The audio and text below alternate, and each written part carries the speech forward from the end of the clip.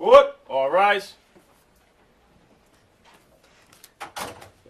Hear ye, hear ye, hear ye. All persons having anything to do before the Honorable G. Marine Carroll, First Justice of the District Court, now sitting in dedum, within and for the Commonwealth, draw near, give your attendance, and you shall be heard. God save the Commonwealth of Massachusetts. This honorable courtroom is now in session. You may be seated.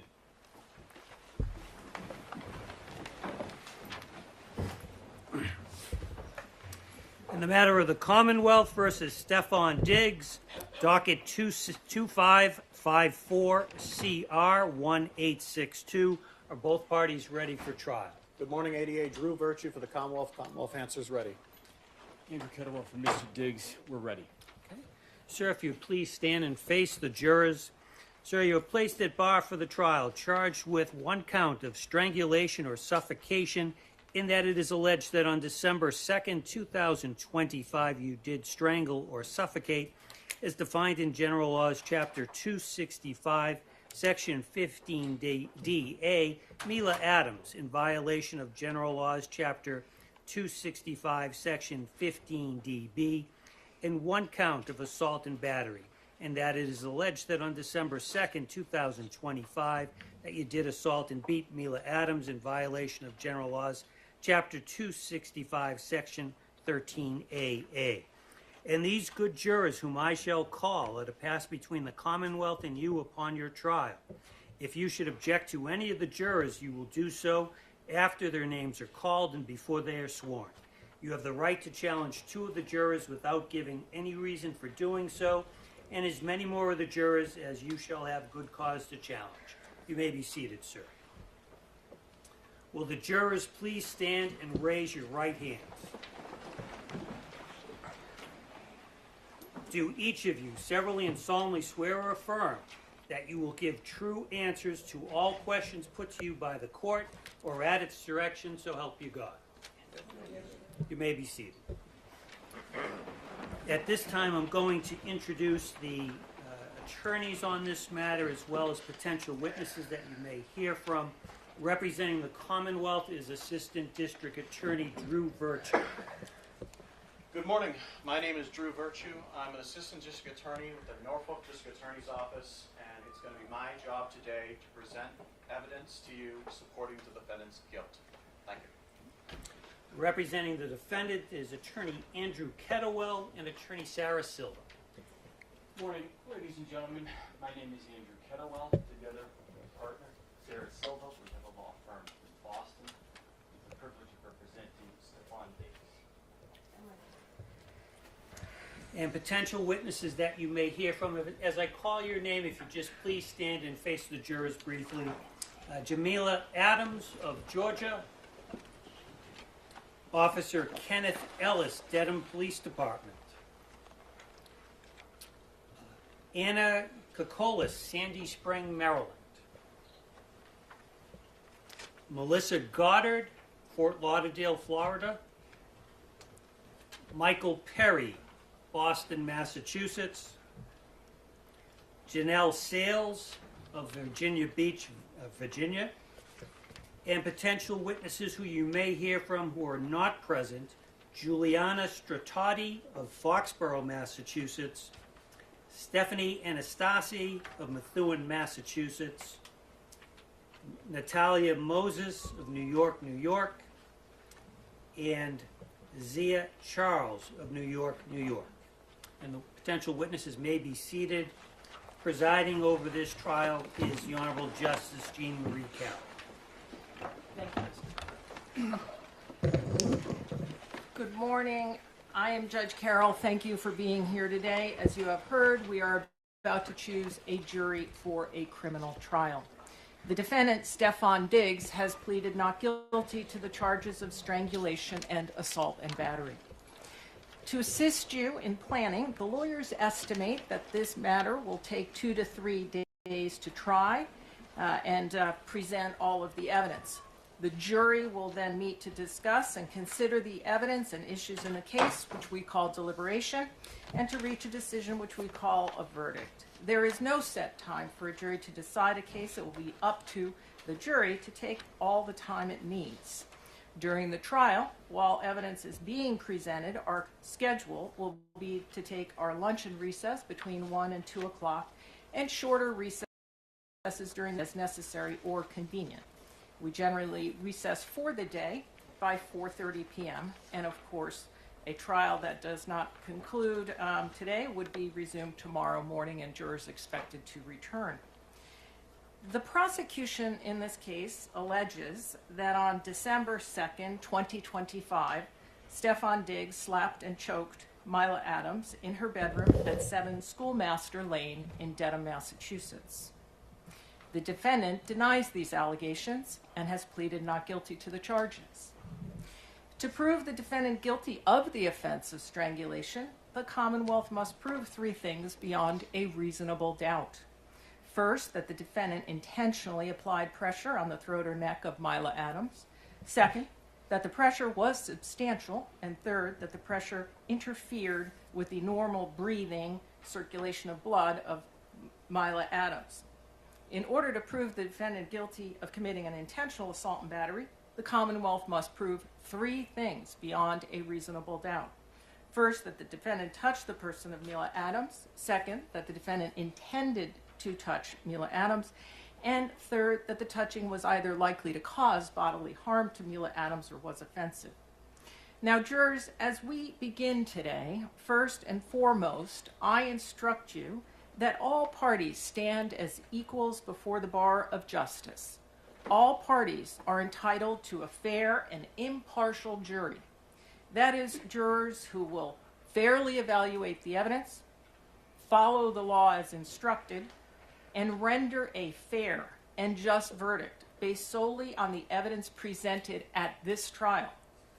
Jurors, of course, are expected to bring their own life experiences, thoughts, opinions, beliefs, and common sense to this court and the deliberation room. Everyone, including me, makes assumptions and forms opinions arising from our own personal backgrounds and experiences.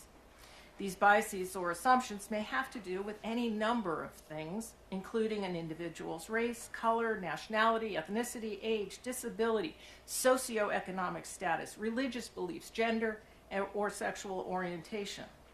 I instruct you that a verdict must not be based on any such bias, including conscious or subconscious bias. Whether conscious or subconscious bias can affect how we evaluate information and make decisions. It can impact what we see and hear, how we remember what we see and hear, how we make important decisions, and may even cause us to make generalizations or to prejudge. While each of you brings your unique life experience with you to court today, as jurors, you must be alert to recognize whether any potential bias might impact your ability to fairly and impartially evaluate the evidence in this case, follow my instructions, and render a fair and just verdict that is based solely on the evidence presented in this case. I will now ask you to respond to some questions that will assist us in obtaining a fair and impartial jury. If your answer to my question is yes, please hold up your juror card and the court officer will read your juror number out loud. At the end of my questions, you will be called up to the judge's bench one at a time so that the attorneys and I might speak further with you. Now, there are 4 fundamental principles that you must follow in this case. The first principle is that the defendant is presumed to be innocent. The second principle is that the Commonwealth must prove the defendant's guilt beyond a reasonable doubt. If it does not, the jury must find the defendant not guilty. The third principle is that a defendant has no burden to present any evidence and has an absolute right not to testify. If a defendant does not testify, you may not use it against him in deciding the case. The fourth principle is that the jury must follow the law as the judge explains it. Is there anyone here who does not understand or agree to follow these 4 fundamental principles? No affirmative response. Do any of you know or are you related to the defendant? No affirmative responses. Do you know or are you related to any of the attorneys or any of the witnesses whose names have been announced? No affirmative answers. Have you read or heard anything about this case? Just hold them straight up, jurors. Thank you. Juror number 46. And when I call your number, please put your card down, okay? Juror number 32. Juror number 25. Juror number 41. Juror number 42. Juror number 55. Juror number 6. Juror number 4. Juror number 43. Juror number 16. Juror number 18. Juror number 44. Juror number 13. Juror number 27. Juror number 7. Juror number 22. Juror number 17. Juror number 21. Juror number 58. Juror number 34. Juror number 51. Number 29, number 49, number 47, number 45, number 54,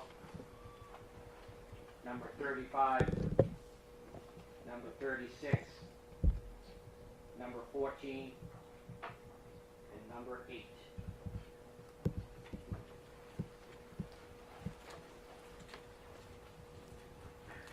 Do you have an interest that would be affected by the outcome of this case?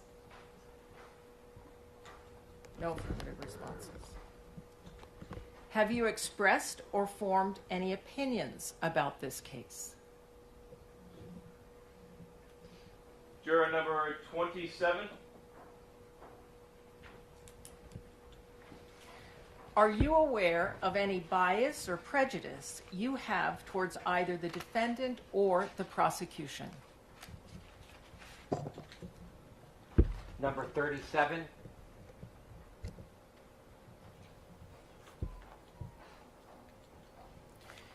Do you know of any reason why you would not be fair and impartial in this case or able to render a true and just verdict based solely on the evidence and the law? Juror number 13.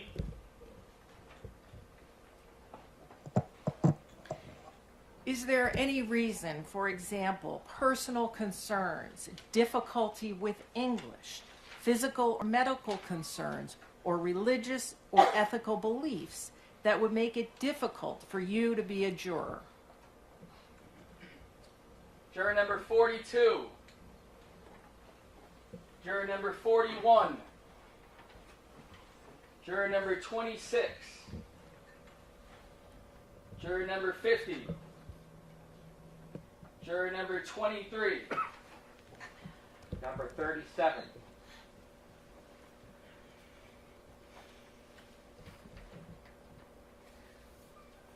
Would you believe the testimony of a law enforcement officer, either more or less than the testimony of another witness, simply because the person is a law enforcement officer? Juror number 19. Juror number 50. Juror number 23. Juror number 43.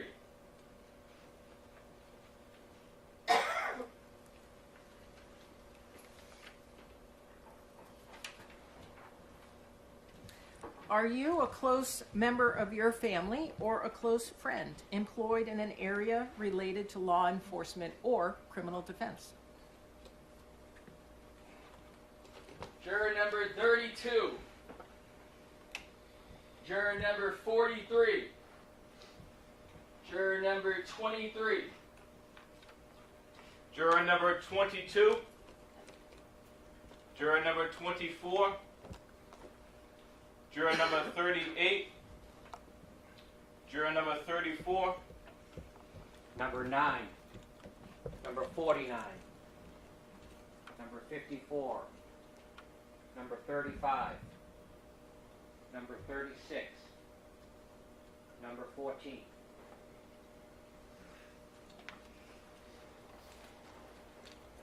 Do you believe that if a person is arrested or charged with a crime, they must be guilty? No affirmative responses.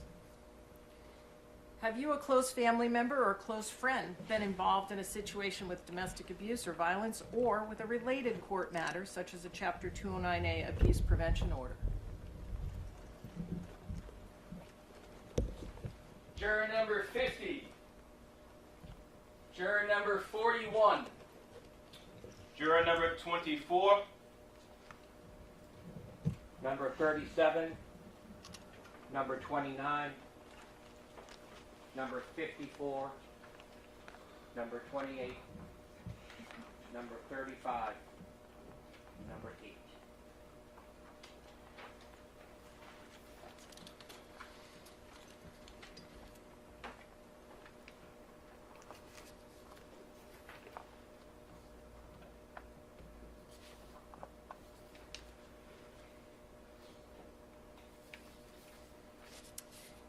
Have you or anyone close to you ever been the victim of a physical assault or abuse?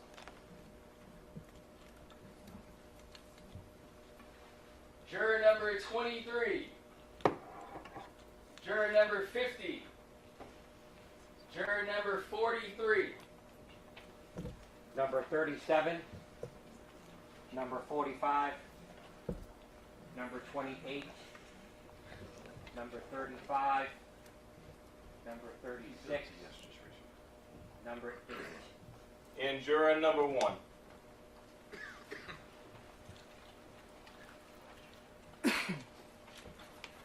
Have you or has anyone close to you ever testified under oath in a court proceeding or other formal setting? Juror number 42. Juror number 41. Juror number 25. Juror number 19. Juror number 27. Juror number 7. Juror number 22. Juror number 48. Juror number 18.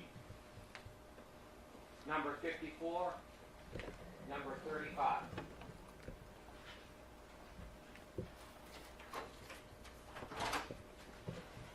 Have you or anyone in your household ever felt that a legitimate complaint, grievance, or medical concern was not taken seriously or was dismissed by an employer?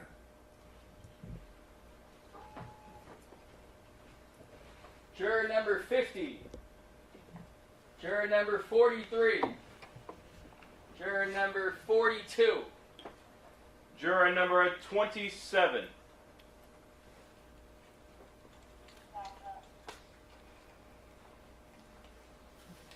Have you, a close family member or close friend, been charged with a crime like those in this case, or been a witness in or affected by a matter where an individual was similarly charged? Number 35.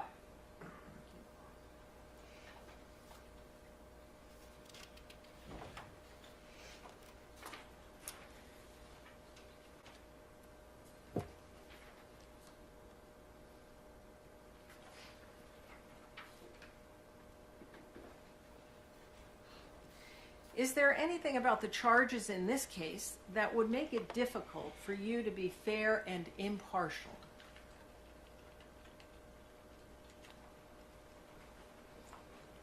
Juror number 50. Juror number 27. Juror number 13. Number 8. Do you know of any reason why you would not be fair and impartial in this case or able to render a true and just verdict based solely on the evidence and the law? Juror number 13. Counsel, I'll see you at sidebar.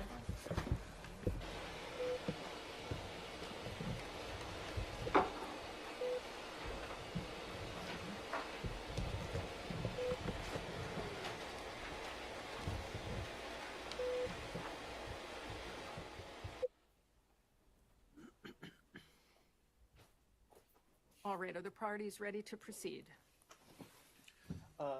Yes, Your Honor. I think the only you want to talk about the binders now? We're ready to proceed, Judge. I know we had discussed evidentiary issues. Do we need to address those at this time, or are we ready to bring in the jury and proceed with openings? I would proceed with openings, I think. Agreed. Okay, then let's do that.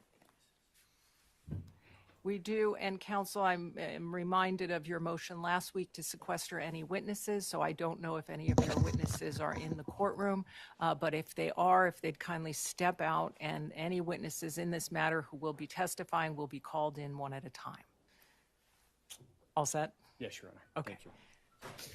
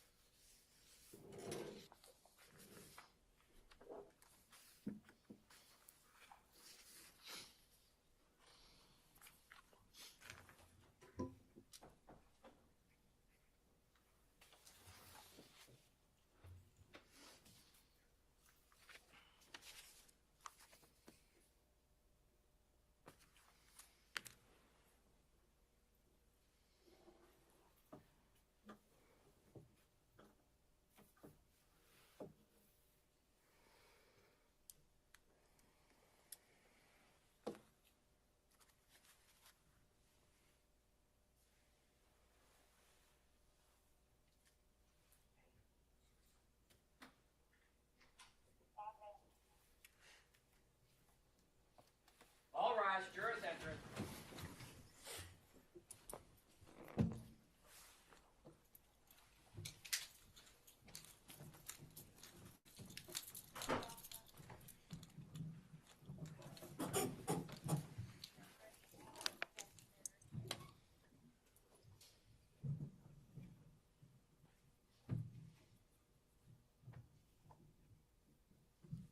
May be seated.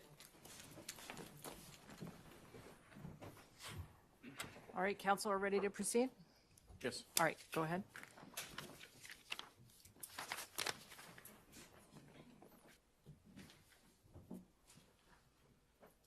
Good morning. My name is Drew Virtue. I introduced myself earlier when we had a large group, and now that it's a smaller group, I just wanted to reintroduce myself again. To give you some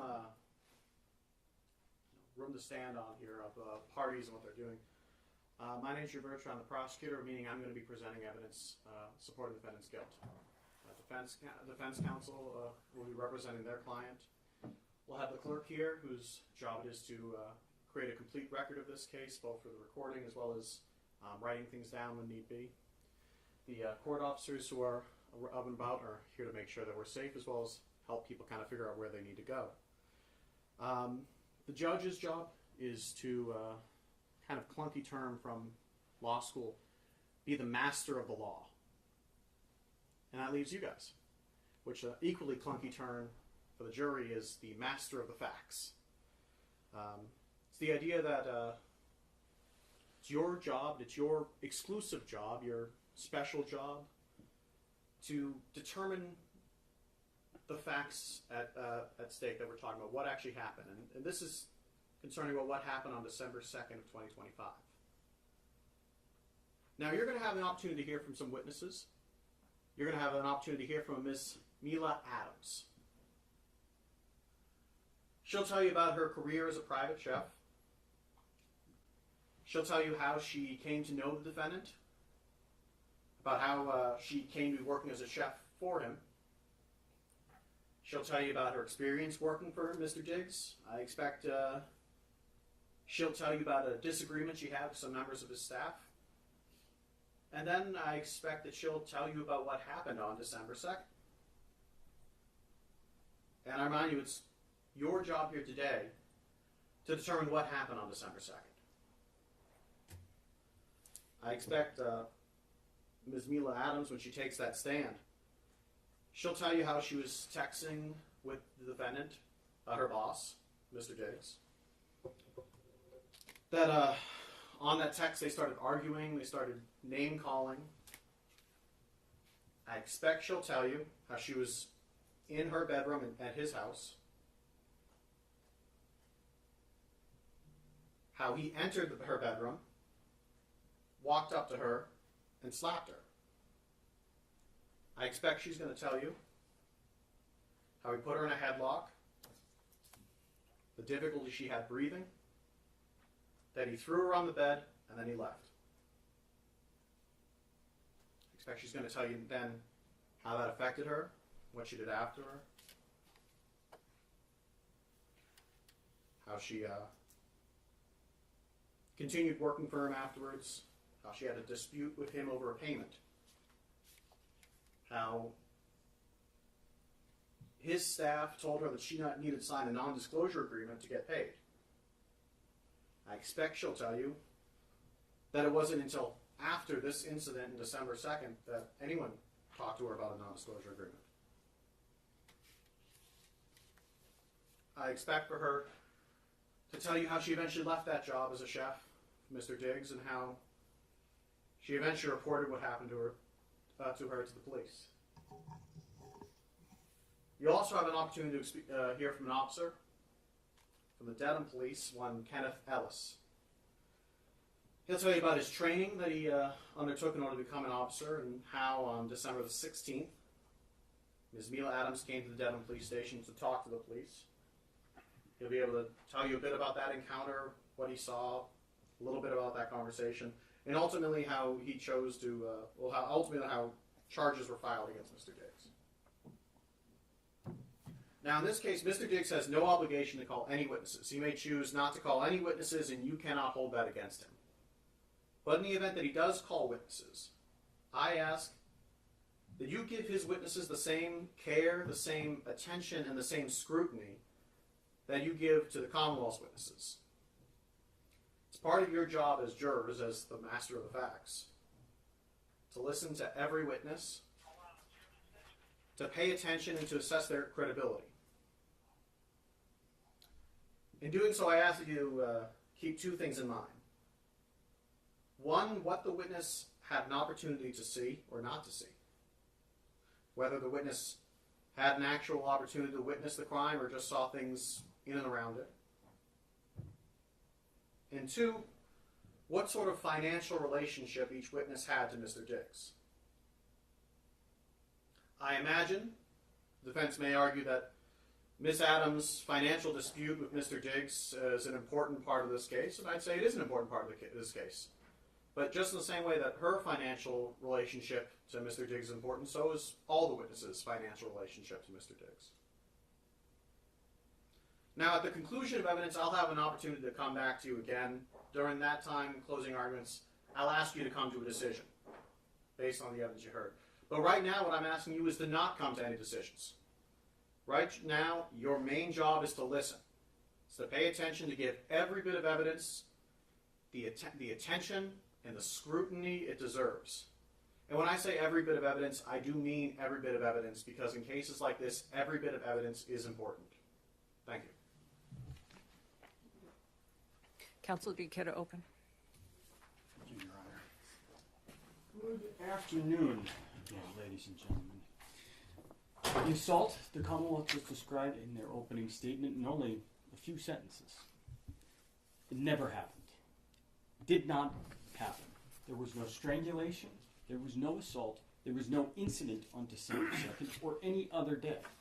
There were 6 people in Mr. Diggs' home on December 2nd, and not one heard or saw anything out of the ordinary.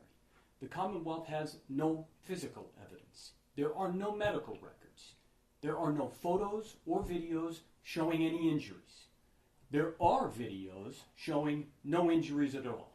Pay attention to where those came from. On December 16th, as the Commonwealth just said, Ms. Adams went to the police, and you will learn that after that, on the very day the complaint issued in this case, December 29th, demands for money from Mr. Diggs began coming from Ms. Adams' agents. Starting the end of December on the 29th with over $19,000, and the most recent being a sum for quite a bit more. My name, again, is Andrew Kettlewell, and with my partner, Ms. Silva, we represent Stefon Diggs, who I'm actually going to ask to stand up for a moment. Mr. Diggs is a 33-year-old professional football player and businessman. He played for the New England Patriots last year. He's from Maryland. He's joined here with his mother. Thank you. You're going to learn, ladies and gentlemen, that December 2nd, 2025 was a day like any other for Stefon Diggs. He was in a good mood. The Patriots had played the night before. They'd won. He played well. He was going to head into work on December 2nd, just like any other day after a game, for treatment, film review, team meetings. And that night, on December 2nd, 2025, he and his closest friends were scheduled to fly to Miami, Florida. That was for the 1 week off he had during the season, the 1 week of vacation. It's called a bye week.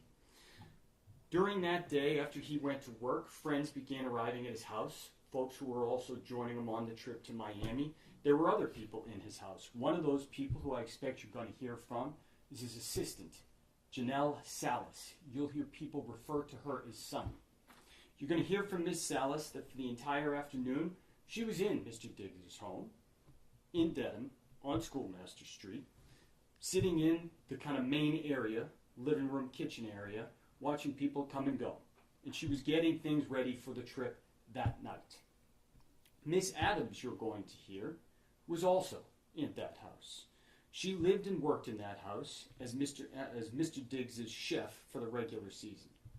And that was from July 2025 to December 2025. That morning, Miss Adams was not happy. Instead, she was quietly seething about being left off that trip to Miami. I mentioned they were going to Miami that night and that Mr. Diggs is a businessman. In Miami, you're going to hear that there was an art show where a furniture line he collaborated with a person on was being displayed. But also in Miami, you're going to hear that Mr. Diggs had a birthday party. He had just turned 33, and that there was a week's worth of fun. And Miss Adams initially was expected to be on the trip, but she had been left off. She'd been left off because she'd spent the previous several days feuding with that business partner from the furniture line who was in Miami. And that person's name is Lindsay. I'm going to get back to that in one moment.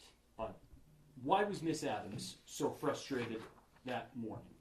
Why was she so upset about Mr. Diggs taking Miss Lindsay's side in a feud over hers? It's because Miss Adams wasn't just a chef. She had known Mr. Diggs for years previous to ever working for him. They had been friends, and at times they'd been friends with benefits. That relationship had led to Miss Adams getting the job to cook for Mr. Diggs. She got to live in the house. She went to games. She sat with the owners of an NFL team, went to parties. She was paid $2,000 a week in reimbursement for what she claimed she spent on groceries. And she had plenty of opportunity to talk to Mr. Diggs about trying to get him to invest in her to open her dream restaurant. As that season wore on, her place in Mr. Diggs' circle began to slip. And things came to a head in late November when that issue that I just mentioned, the feud between her and this person named Lindsay, popped up. That feud, it's about an anonymous blog post that was posted on the internet. Lindsay said that Miss Adams posted it. Miss Adams said Lindsay was the problem. The blog, the drama, all of that, it's not important to this case. What is important is that by December 2nd, 2025, Miss Adams was furious. She was upset about being left off the trip. She was upset about Mr. Diggs taking Lindsay's side over her in that argument. And so while he was at work, she was at the house. And you will see the text messages, I expect, that she sent to him that morning. You'll see her frustration boiled over. A quick word about those text messages. I expect you're going to see most, if not all, of these messages. And there's some language in there that is not typically courtroom appropriate. There's cursing, there's slang. The one thing I ask of you is that you don't let the way that the messages, the two parties in the messages communicated with one another, interfere with your ability to understand the content and to understand their importance. Because you're going to see what that exchange was about. You're going to see it was about this dispute, about Miss Adams being left off the Miami trip, and about Mr. Diggs picking somebody else's side over her. And you're going to hear why that's important. Because as I said, Miss Adams went to the Dedham Police Department on December 16th. And she made her report. And she told them the argument on December 2nd was about money. She told them that's what the fight was about, over text and in real life, and that's how things got out of hand. She didn't mention Miami. Listen to what else she didn't mention. And 2 days later, she sent the Dedham Police Department a screenshot of the text messages she said, and you just heard the Commonwealth say, led into that fight. Led over the phone to Mr. Diggs, coming into her room and committing this offense. And you're going to see those messages that she sent to the Dedham police. And I expect that what the evidence is going to show you, after you've seen those, after you've seen all the messages that she did not show to the Dedham police, the evidence is going to show you that she curated the messages. She omitted some, she removed other messages before she sent them to the Dedham police to fit her narrative. By the way, on December 2nd, she indicated to the police as well that she had not been paid for November. You're going to hear a little bit about her payment and about her paperwork, and we'll get to that in one moment. A few of the people who you're going to hear from in this trial, many of them do work or have been associated with Mr. Diggs. Sonny, his assistant, is one of the witnesses you're going to hear from. I indicated to you she was inside the home that day, sitting in the living room, watching people come and go, doing her job like normal. She personally spoke to Miss Adams throughout that day, and she'll tell you what she observed. You're going to hear from other folks who talked or texted with Miss Adams that day as well. You're going to learn that Mr. Diggs had a scheduled day. He was at work in Foxborough, and even after he got back from work, he had a set schedule. He had an IV treatment for 1 hour and a 2-hour massage that followed. Following that, as I said, they were getting on the airplane and they were flying to Miami. As for Miss Adams, what you'll hear is that there was nothing out of the ordinary. She was normal. She cooked dinner for Mr. Diggs on December 2nd. She chatted on the phone and spent the afternoon and early evening in the house. And that night, she flew to New York City to spend her week off with friends. Now, I've said normal a few times already in this case. Let me pause and tell you what normal was like in the Diggs house. Mr. Diggs is a highly regarded professional athlete. He owns a clothing line, a furniture line that I've already mentioned, and other businesses. And he's a public figure. He's a coterie of family, friends, and staff around him at all times. Good professional athletes are paid very well in this country, and Mr. Diggs is very good at his job. He has the means to support his friends, family, and staff, and he takes good care of his people. You're going to hear that on December 2nd, he was taking his entire entourage on an airplane down to Miami and putting them up for weeks' worth of events and parties, and that wasn't even out of the ordinary. So normal in the Mr. Diggs house is a little bit different from normal in your house or mine. But just like any other person in this country, rich or poor, Mr. Diggs sits here an innocent man. And any preconceptions or feelings you have about athletes, wealth, or anything else, you have to put aside and not let interfere with the oath you just took as jurors.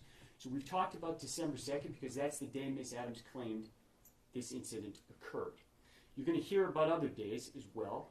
You'll hear a little bit, like I said, about that November blog incident because it led up to the text exchange on December 2nd. The text exchange the Commonwealth just told you led into this physical assault that Miss Adams claims occurred. You also heard a moment ago that she flew to New York City that night. And I expect that you're going to hear from the people she stayed with in New York City. Their names are Shai Charles and Natalia Moses. They're both hairstylists who live in New York City, and you're going to see videos from Miss Adams' trip to New York City. Videos recorded only hours after she had landed, hours after this alleged incident had occurred. Videos from later that week, the next day, and a few days after that.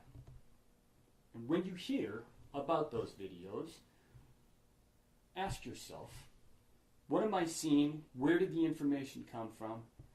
And what can it tell me? Ask yourself whether what is depicted on those videos is consistent with the Commonwealth's theory that Miss Adams was brutally assaulted by a professional athlete in her bedroom on December 2nd. Ask yourself, what would you expect to see from what the Commonwealth just described in a person's demeanor and physically on their body? There's an old axiom that the simplest answer that accounts for all the facts, that is the true answer. See if the Commonwealth's theory accounts for all of the evidence that you're going to get to see over the next day and a half. One other thing that you are going to hear, the Commonwealth mentioned it briefly for a moment there, was that Miss Adams returned to the house in Dedham. You're going to learn that happened on December 9th, 1 week after she went to New York City. One thing you will learn about that return is that on December 16th, she told the police that she was only going there to pack her things. The evidence will show you that that was not true. She actually went back to work just like nothing had happened. Pay very close attention to the details surrounding her return on December 9th. How she got there, what she was doing, what happened after she got back to the house in the middle of the night at about 11:30 p.m. and walked in unaccompanied. Listen for those details about what she did then and what happened after, and ask yourself whether it tends to corroborate the story the Commonwealth just told you, that she was violently assaulted and strangled on December 2nd, or whether it instead suggests that nothing happened on December 2nd. As I said, after Miss Adams got back to work on December 9th, she tried to pretend that things were fine. She tried to get back in Mr. Diggs' good graces to get him to forget about the text exchange back on December 2nd. But the damage, the argument they had on December 2nd was done, and she couldn't get back into his good graces. And even worse, she was now coming back and going to have to comply with the same rules that applied to everybody else. The Commonwealth already mentioned one of those. You're going to hear from Melissa Goddard, one of Mr. Diggs' bookkeepers who came up from Florida. She's going to tell you that she took over responsibility for Miss Adams' payment that fall, and that she found, because Miss Adams had had this previous relationship with Mr. Diggs, that she had never been onboarded as a normal contractor. She had never filled out any normal paperwork. And she told the assistant Sonny and Miss Adams that they needed to follow the normal procedures. Miss Adams needed to sign proper paperwork, including signing an NDA just like anybody else.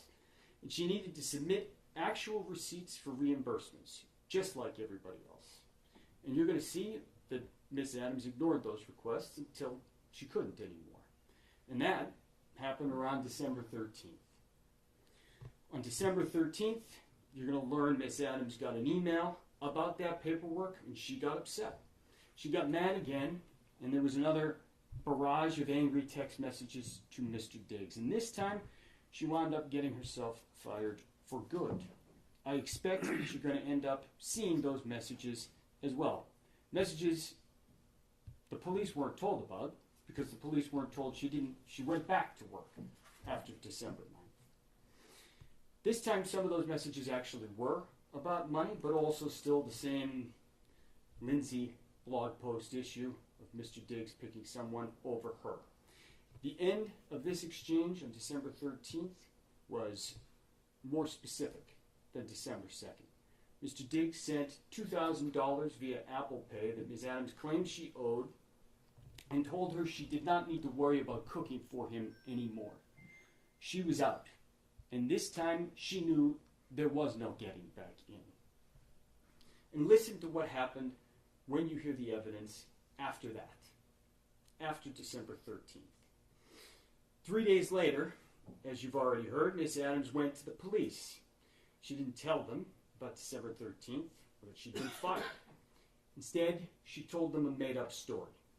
She was furious, and she wanted Mr. Diggs to pay in every sense of that word. And what you will hear is that her demands for money, as I said, began on December 29th, the same day the criminal complaint issued in this case. You will also hear that as this case has gone on, and public pressure has grown, that number has only gone up. And I will let her tell you what number she is now demanding from Mr. Diggs. Ladies and gentlemen, Mr. Diggs sits here an innocent man. That's the beauty of the American justice system. You heard a little bit about the way trial works. You heard that the burden is entirely on the Commonwealth to prove its case. Their burden, proof beyond a reasonable doubt, that's the highest burden in our system. And as Mr. Virtue mentioned, Mr. Diggs has no burden whatsoever. One thing Mr. Virtue and I agree on, be skeptical with every witness. And financial incentives certainly do play a role in this case. We will call witnesses. We do so to give you the fullest possible picture of what happened and what did not happen on December 2nd, to give you the clearest picture of the truth. But that does not mean that we have to prove a single thing. The Commonwealth bears the burden, and the burden never shifts. That's how our system works. That's the beauty of it. That when an innocent person like Mr. Diggs is charged with a crime they didn't commit, what can they do? They can do this. They look the Commonwealth right in the eye and they say, prove it. And that's exactly what Mr. Diggs has done. That's why you are here, ladies and gentlemen. That's what a trial is. Mr. Diggs has chosen to place his fate in your hands. You, ladies and gentlemen, are the most important part of our system. I thank you, and Mr. Diggs thanks you, for being here and for your service. You are the only people who can and who must hold the government to its burden. And the way you do that, it's not fancy. It's by using your common sense, your life experience, tools you use every day of your life to weigh credibility and to make decisions. And our system depends on that. You are the judges of credibility. And so I ask that you listen carefully, you should keep your full attention while you're here, and that you remember that the simplest answer that accounts for all the facts is the true answer. One of the worst things that a person can go through is to be charged with a crime that they didn't commit, especially in a situation like this one, where the charge hinges entirely on the word of a single person, and that person has millions of reasons to lie. So let's have a trial. And at the end of it, at the end of all the evidence, after you have heard it, I'm going to have the opportunity to come back and discuss the evidence as well. And at that time, I'm going to ask you to deliver what I expect will be the only true and just verdict in this case. And I can tell you right now that that will be to find Stefon Diggs not guilty. Thank you. Thank you, counsel.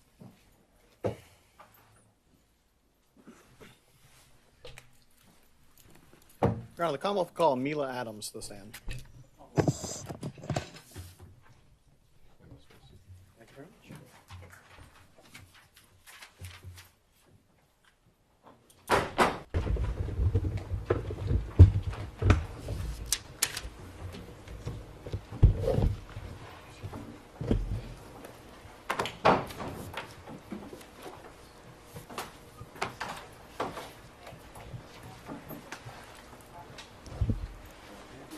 Thank you very much. Please raise your right hand. You solemnly swear the testimony you're about to give in this hearing shall be the truth, the whole truth, and nothing but the truth, so help you God. Yes. May I inquire? You may. Good afternoon. Good afternoon. Could you please state your name and spell your last name for the record? Jamila, Jamila, Adams, Adams. And do you normally go by Jamila or? I go by Mila. Mila, okay. And what do you do for a living? I am a professional chef. I have been working in the industry for 13 years. So you're a professional chef. Do you work in kitchens and? I work privately for athletes, prominent figures, and wealthy families. So you're a private. Is there a difference between a private chef and personal chef? Are those the same things, or? It's pretty much the same thing. And how long do you say you've been a private chef? 13 years. 13 years. And what sort of training did you take to become a chef? I went to school for clinical psychology, so I have a degree in psychology. But I followed my passion in cooking because I grew up in South and we cook. So I did some training in France and also Italy. And kind of very generally, what does a private chef do? We provide daily meals for our clients. So that would be breakfast, lunch, dinner, snacks. It's typically a live-in situation. So readily available to them, kind of like 24 hours a day. So I would say it's based on clients' needs. So And each client would, whatever your health goals were or health issues were, I will help you get better. so you mentioned a little bit about client, but what kind of clientele have you worked for? Athletes, entertainers, And without naming names, what kind of athletes or entertainers do you mean? singers, football players, basketball players, baseball players, And are these professionals? very professional. How much do you make in that job? It ranges, depending on the needs they need from me. If it's a full-time live-in, it can range from anywhere $5,300 a week to $10,000. Turning your attention now to a Mr. Stefon Diggs. Do you know Mr. Stefon Diggs? Yes, And how do you know him? I've known Stefon Diggs for over 4.5 years. And how'd you meet him? We met in December 22 through an Instagram message. He first wanted me to cook for him. And do you see him in the courtroom today? Yes. And could you identify him through? I see you're pointing at someone, but can you describe him just because we have to have everything on the record? You describe him either clothing he's wearing or hairstyle, anything like that? Blue shirt and blue tie and blue suit. Your Honor, may the record reflect that this witness has identified the defendant as Mr. Stefon Diggs? It will reflect that identification of the defendant. Thank you. Over those 4 or so years, how would you characterize your relationship with Mr. Diggs? I would say it's complicated. We had it started out as friends. We met. It started out as friends, became sexual, and we would meet up, hang out, and we decided I would come work for him like February of 2025. So you said February 2025, you and he talked about you working for him? Yes. And that's as a private chef? Yes. What were the sort of terms of your employment? Like were you going to be living with him? Yes. And how many meals or what was it like working for him?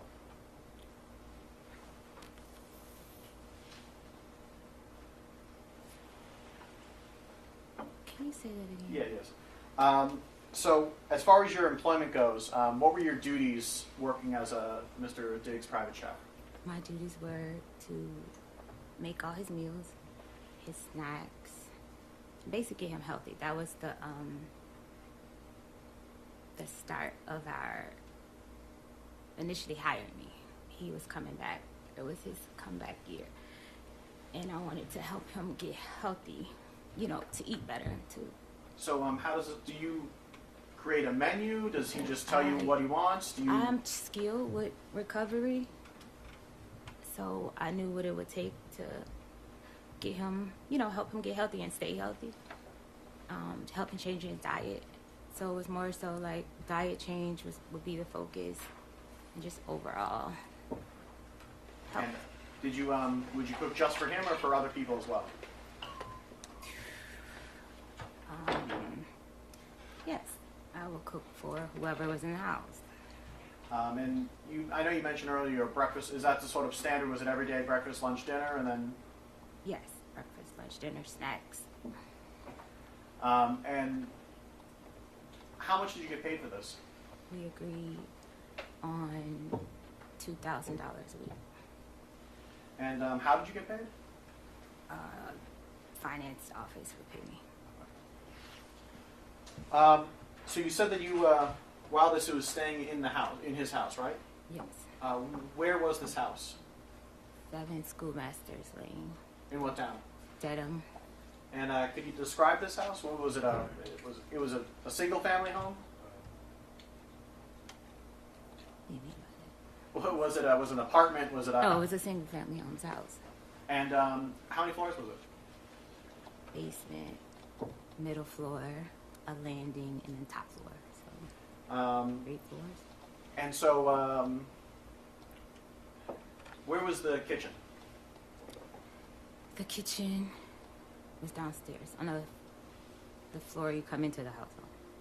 So the first floor, I call it. And that's where you did your chefing, cooking, baking. I don't know. Yes, where I did my cooking. Yes. Yes. And where did you stay in that house? I stayed on the top floor.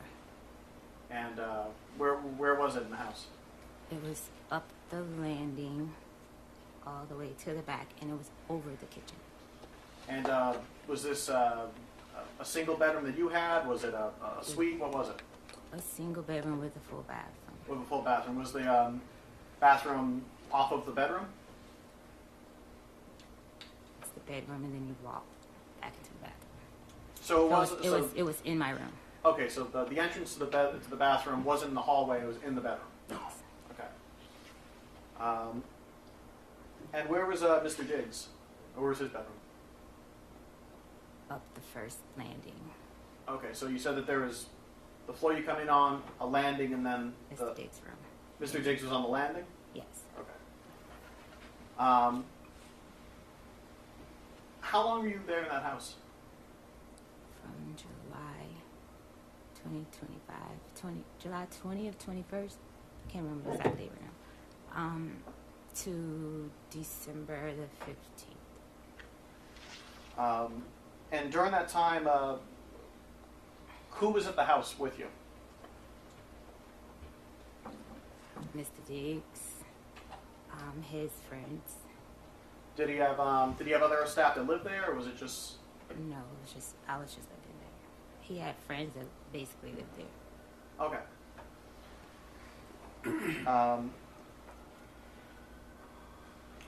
And while you were living there, was it a kind of regular schedule or thing? How did that work? Yes, he gets a different schedule by the week, but it will change by the day sometimes. Sometimes he will have to go in later or earlier. So I will often ask at night what time you have to be at work, so I can have breakfast prepared for him to take to work. Turning your attention now to November. Around November, did any sort of friction occur between members of his staff? Yes. And what was that? I would friction. Say that again. Friction. Was there any sort of maybe I should say this. What, if anything, happened near the end of November? Yes.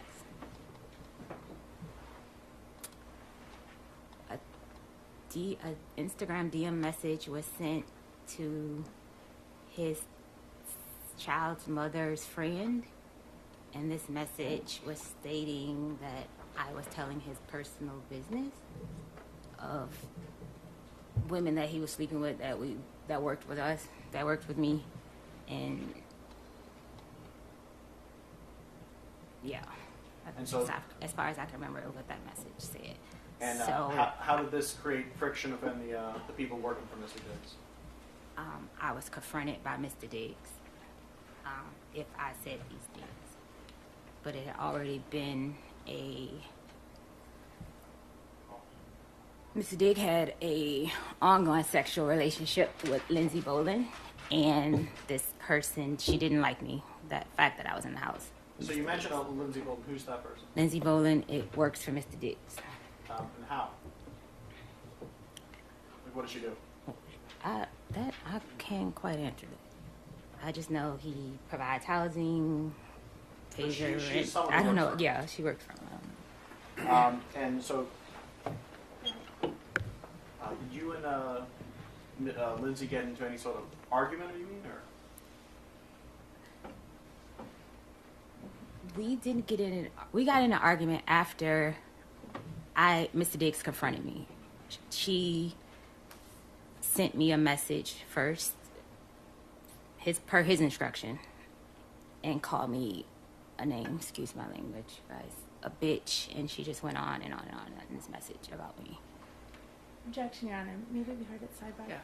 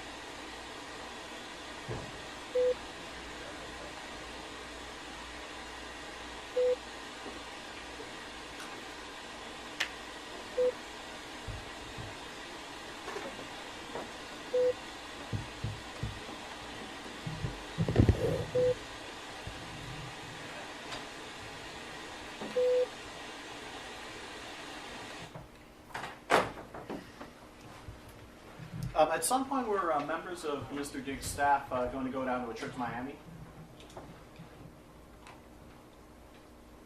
The whole staff was supposed to go there, yes.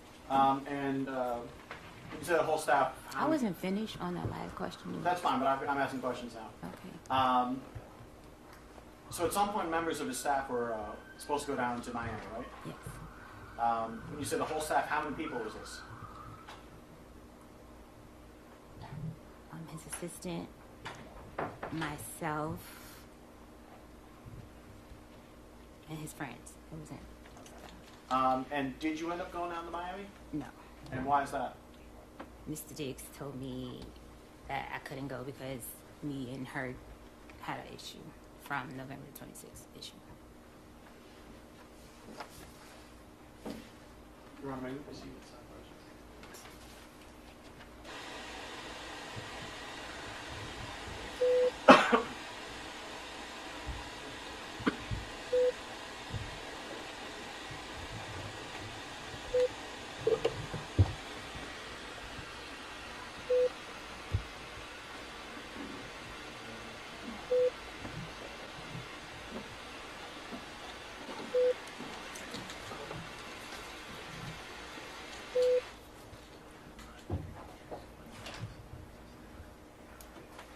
All right, jurors, at this point, we are approaching the luncheon recess, so I am going to release you to the lunch break.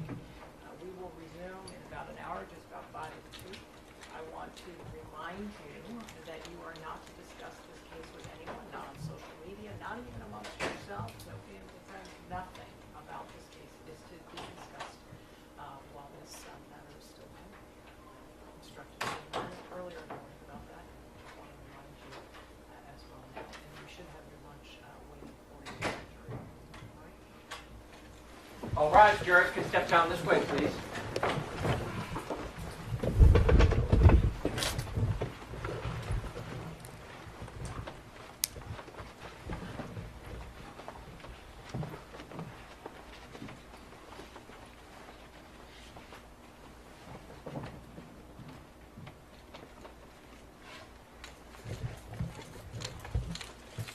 Ms. Allen, you may step down.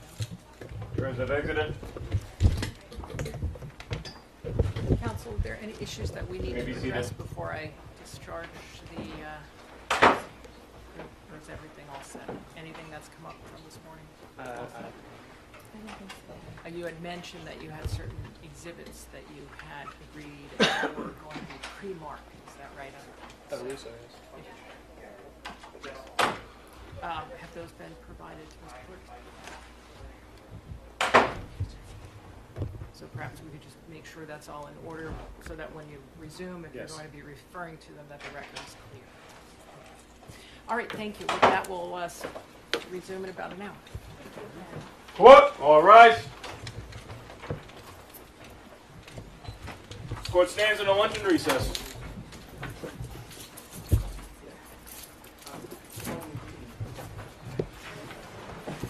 All right, Ms. Adams, before you proceed, I'm going to ask you to do your best as you testify to keep your voice up. All right, we need to make sure that the person in the last row of the courtroom can hear you. All right? Yes. Thank you. Commonwealth, go ahead. Thank you, Honor.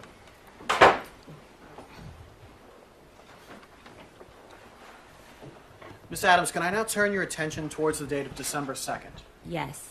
Were you still employed by Mr. Diggs at this time? Yes. And where were you on December 2nd? I was in the house. 7 schoolmasters. Gotcha. And that day, what were you doing that day? I woke up in the morning, prepared breakfast. Mr. Diggs came downstairs. He asked me what was I doing for the week. And I asked him, oh, so you weren't going to tell me that I wasn't able to come to Art Basel? And he explained why, and it was because of the situation with me and the other coworker, Lindsay Bolin. And I was upset with him, not upset at the fact I couldn't go to Art Basel. Me and him have a relationship for over 4.5 years. He could have told me weeks ahead of time, because me and his girlfriend, Cardi B, we were talking about having like outfits and stuff. It was like a whole thing being planned, and he just waited till the last day. So I was more upset with him not letting me know I wasn't gonna come like at an earlier time. And at some point during this day, were you alone in your bedroom? Yes. And do you know around when this was? It was in the, like around 3 afternoon, And, 3-ish. When you're in your bedroom by yourself, what, if anything, were you doing? I was sitting on the bed, laying across the bed. I had my laptop, reading a cookbook, actually. And were you communicating with any people at this point? I received a text from Anna, was one of his friends. Did you receive any texts or send any texts to Mr. Diggs? No, the morning text. That was in the morning. We had went back and forth. So you had some previous texts in the morning? Yes. So you're in the bedroom. What happens next? I was in the bedroom. Mr. Diggs came into my room. I was laying across the bed. He came into my room. And when you were in the bedroom, was the door closed? Yes, the door was closed. So when he came in, did he open the door? Yes, he opened the door. Did he leave it open after him? No, he closed the door behind him. And you said you were on the bed? Yes, I was laying across the bed. About how far away were you from the door? About 4 or 5 feet, something like that. So he comes in, closes the door behind him. What happens next? He asked me to come here. He walked across the room and like leaned back on the dresser. Okay, and just to give a kind of a sense, where's the dresser in the room in relation to like the door and? Across the room, alongside the bathroom door. Okay, so about how far away from the front door is the dresser? What, 8 feet? I don't know them. A nice amount of feet. Okay, so some amount of distance from it. You said he leans against the dresser? Yes. Are you still on the bed at this point? I'm still on the bed at this point. What happens? He comes in, he looks very angry. He was upset from the text exchange we were having. And in that text exchange, he was calling me bitches, and he was just very upset. But what happened in that room? He came in and he with intent to hurt me. No. What, not his intent or anything. What actually happened? He was leaning against the dresser. He asked me to get up to come here.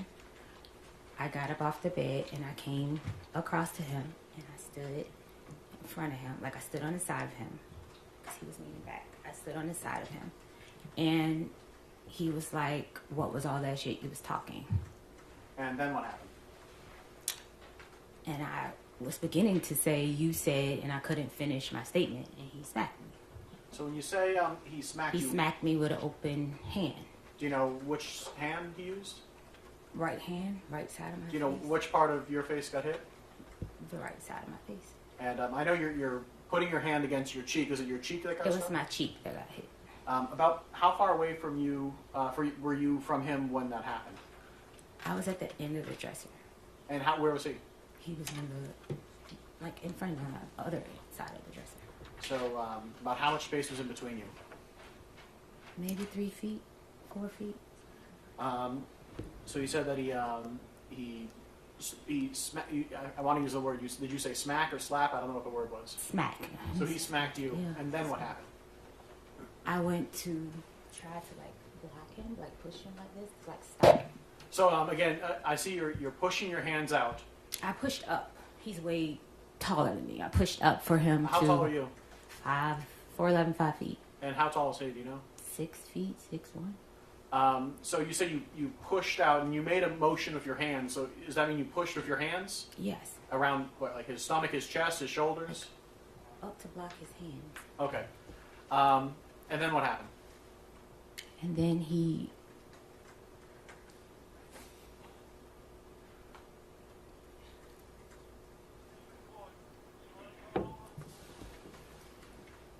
Can I have a second? Can I have a second? Yes, you can.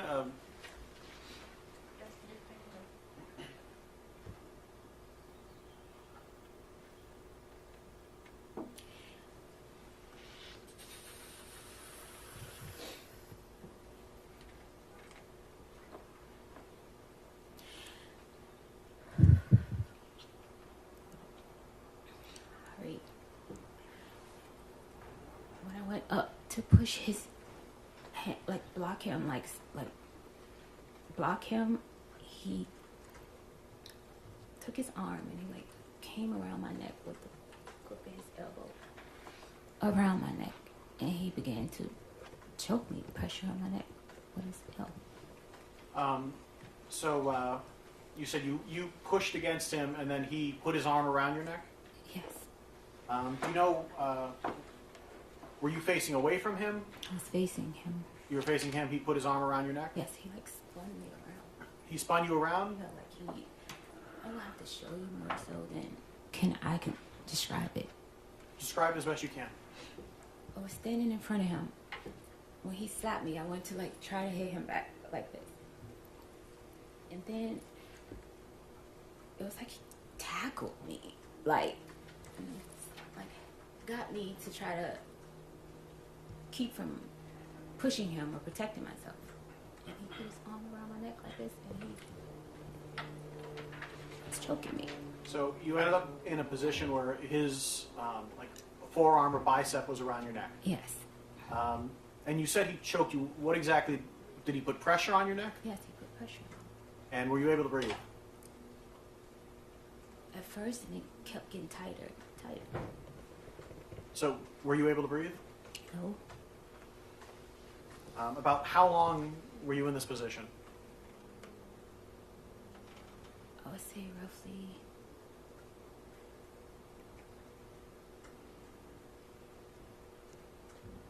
I can't recall the amount of time. I just know it went from the edge where we were in front of the dresser to the side of the bed to him falling on top of me on the bed. So about how far of a distance is that? About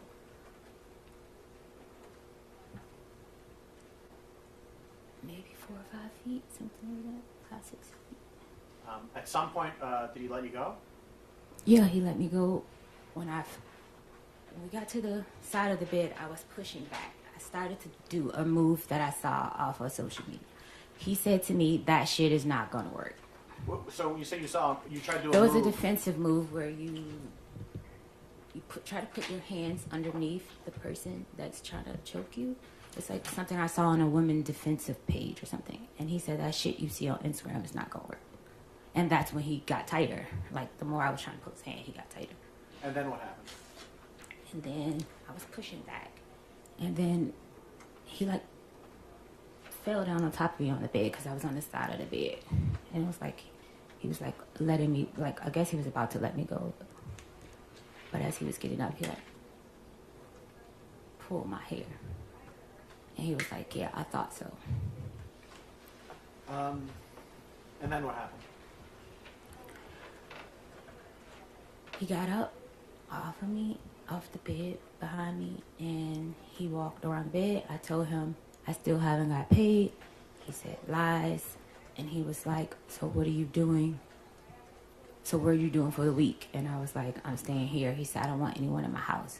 I don't want anyone here. I was like, okay, so who's going to get my ticket? He said, who always gets your ticket? And that's it. He walked out of the room. So from the moment he entered the room to the moment he left, about how much time went by?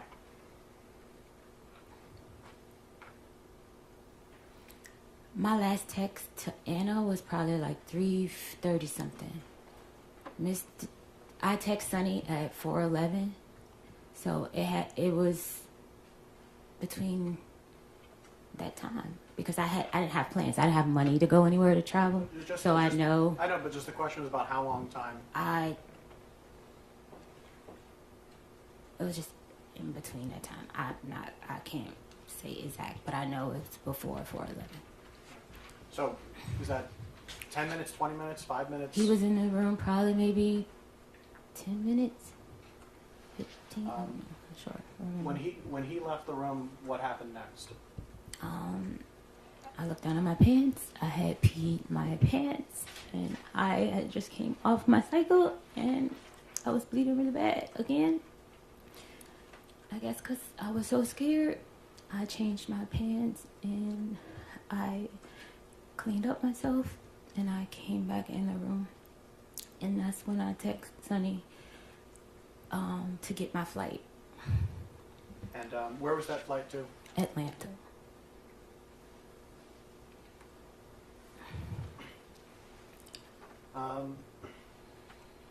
At some point, did you exit your? When you said you went to your bathroom, is that the bathroom that's connected to the bedroom, right? Yes. At some point, did you leave out your bedroom again? I didn't leave out my bedroom till later in the afternoon. But so at some point later on, you did. Do you know about how long you stayed there? In my bedroom? A while, because I was trying to figure out what I was going to do. So at some point though, that later on that day, you exited out of the bedroom. Yes. And what did you do next? When I exited out of the bedroom? While I was in my bedroom, I was packing my clothes to leave. I called another coworker, I would call her, and I just asked her, like, you know, what she was doing, and she was like, I told her I wasn't able to go to Art Basel, and that I was going home, and she was like, oh, you should come here, and I was like, yeah, you know what, I'll come there. When she said here, what does that mean? New York City. So I then proceeded to change my flight to go to New York. And when was that flight going to be? I just know I landed at 10:49. It was a later flight in the afternoon. But it's that day? It's that day, yes. Did you see Mr. Diggs anytime after that happened that day? Yes. And what was that like? He was getting a massage, and I was leaving out. By the time I saw him, I was handing over birthday gifts that I had got. So when you said you're handing out birthday gifts, who were you handing out birthday gifts? To him. This is a gift that you had already purchased, or? Yes, I normally give him a birthday gift every year. When's his birthday? November 28th. Okay, so this was a little bit afterwards? Yeah. So at some point, did you leave this house? Yes. How did you how did you leave to get to the airport? A car, a Uber. All right, and so an Uber came and picked you up and brought you to the airport? Yes. You went to New York. Was it New York City or New York State? New York City. Also New York State, yeah. Hmm. And who did you meet up in New York City? I met up with Shy Charles, and she picked me up from the airport, and we went to pick up her friend Talia, and then we went to her ex-husband's house to pick up something or to do something she had to do. We were there. We ordered wings and watched a movie, watched some videos. And did you tell anyone here about what had happened to you? No, I didn't tell anyone there because they have their own interpersonal sexual relationship, so I wouldn't have never told her anything like that. How long did you stay in New York? I stayed in New York Tuesday to Tuesday, so 7 days the week. And did you come back to Massachusetts? Yes. And did you come back to working for Mr. Diggs? Yes.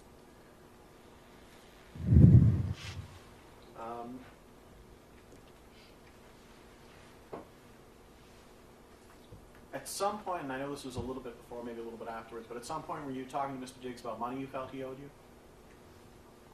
It was past wages. Okay. Yes. When did you first bring that up with him? During the week of Art Basel. I want to say like maybe the 5th or 6th. Of December? Yes. Okay. And so you felt that he owed you some money from wages that weren't paid. Is that what you're saying? I wasn't paid for the time of the month. Like I hadn't been paid for the weeks that I put in at that time.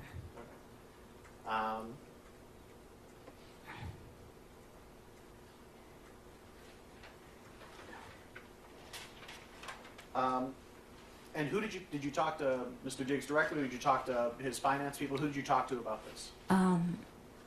It was a chain of command. Like I would talk to his assistant, but his assistant was under investigation for stealing watches and money. So I don't know if my things. Sustain that portion of the answer will be stricken from the record, and the jurors will disregard it, give it no consideration to jury or deliberation. Please answer the question asked. Commonwealth, next question. Thank you, Your Honor. At some point, did someone from Mr. Diggs bring up a non-disclosure agreement?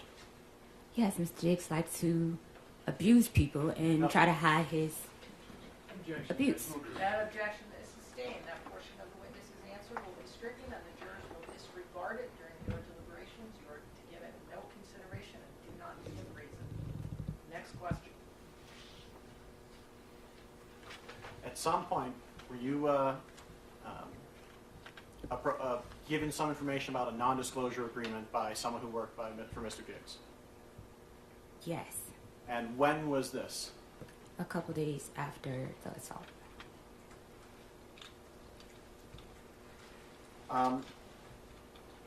At some point, did you stop working for Mr. Diggs? At what?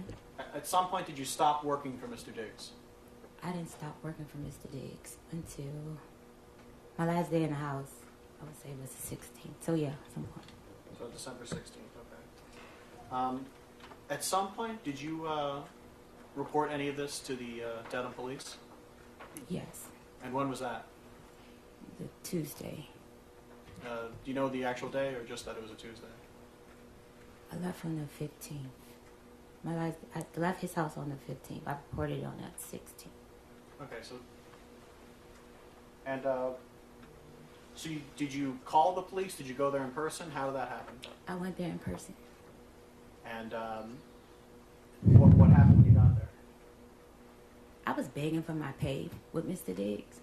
Begging for days. Objection, Your Honor. And he refused to pay me. Objection is sustained. That portion of the response will be stricken, and jurors will not consider your deliberation. Answer the question asked. Raise the question again. At some point, you arrived to the Dedham police station. Yes. Did you speak to an officer? Yes, I did. And did you tell the officer about what happened on December 2nd? I was very hesitant at first because of his fame and power. So yes, but I Objection, did. Your Honor, move to strike. The objection is sustained. That comment by the witness will be stricken from the record, and the jurors are to disregard it and not consider it mere deliberation.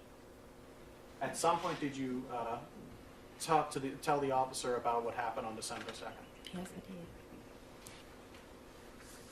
And did at any point you provide to the Dedham police text messages? Yes.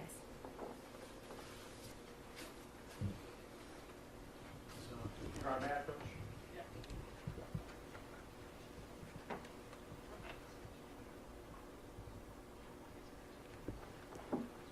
Your Honor, may I approach this witness? Approaching of what was previously marked as Exhibit 1, I'm placing something in front of you. If you could take a look at that, and when you're done looking at that, look back up at me.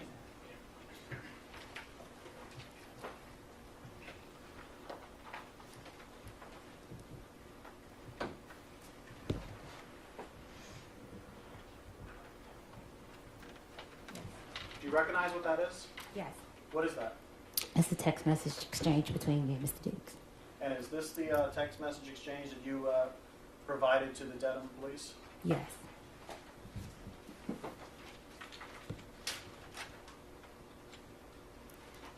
I deleted messages because making a report to the police in my previous abusive relationship, me. Stay, Sam. I'm telling you what. Stop. That part of the answer is stricken from the record. Jurors will disregard it. Now, please answer the question that is put to you. Okay. And if you don't understand it, you can have it restated for you. Counsel at sidebar.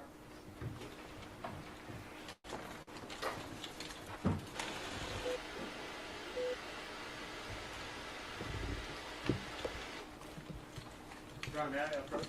Go right ahead. Turning your attention to what is marked as Exhibit 2, do you recognize what this is? You can look through it. There's a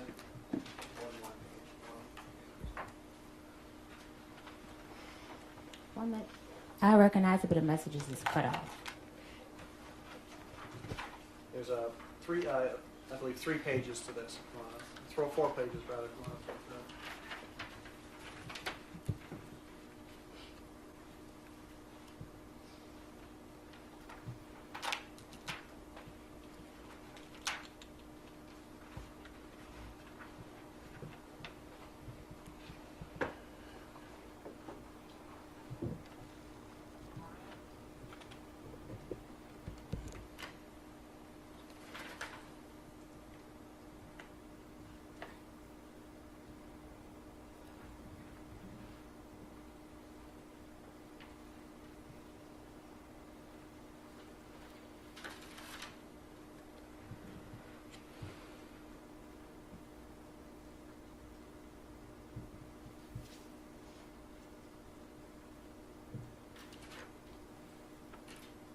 Yes.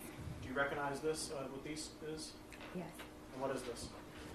This was in a text exchange Between whom? between me and Mr. Diggs. And when was this text exchange from? The morning into the noon on 12/2.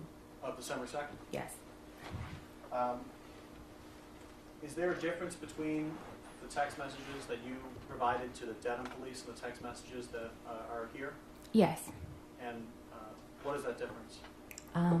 I deleted bet and pussy, and I'm ruining that bitch life. Not mistaken. Yeah. And why did you delete those phrases when you provided those text messages to the Dedham police? Because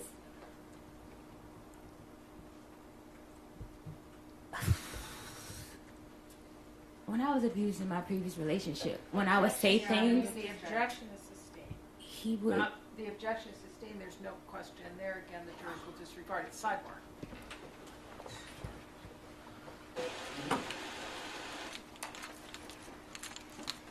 All rise. Jurors can step down this way, please.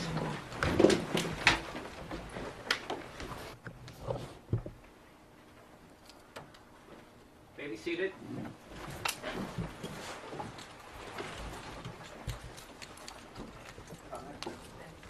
So the question was, why did you delete text messages when you provided them to the Dedham police?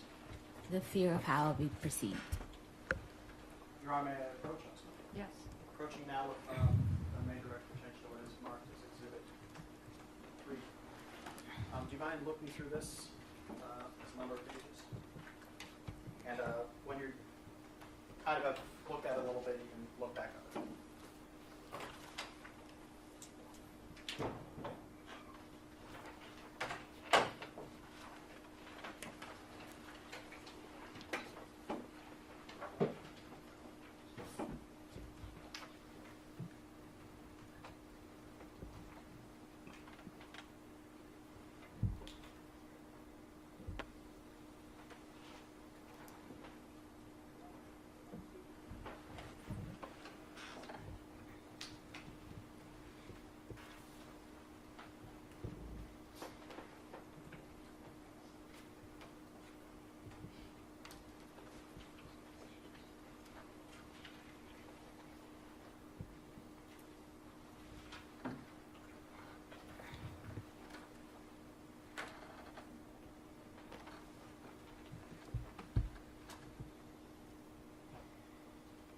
I'm reading all of them or just that first page? Have you read a few of those? Well, let me say, from what you've seen, do you recognize what these seem to be? Yes. And what are these? Text messages about the, Do you know who the text messages are between? yes, between me and Mr. Diggs. And do you know when these text messages are from? 12-2? Yeah, 12-2. So were those text messages that were going on between you and me that morning of that day? Yes.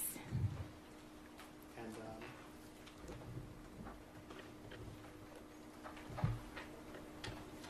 if I can ask you to maybe go to the third last page on this.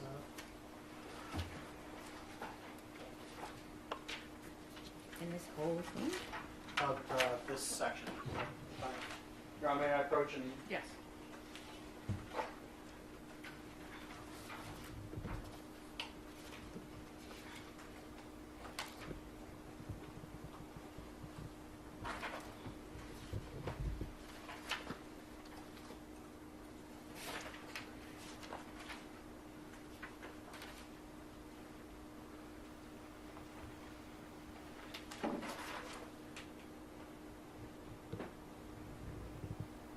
Yes.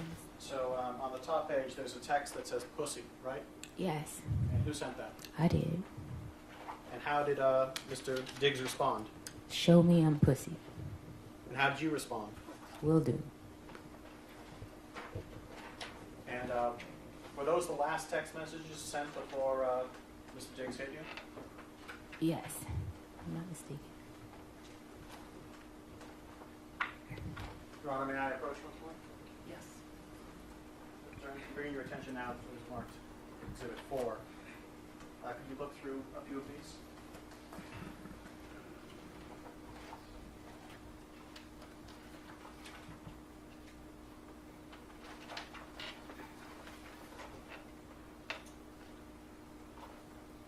And do you recognize what these are? Yes. And what are these? These are messages that I sent him asking to be paid. And do you know when around these were from? It was a couple of days after. They were in Art Basel. 12-5 it says. Yeah, I know I was begging for my money for a while.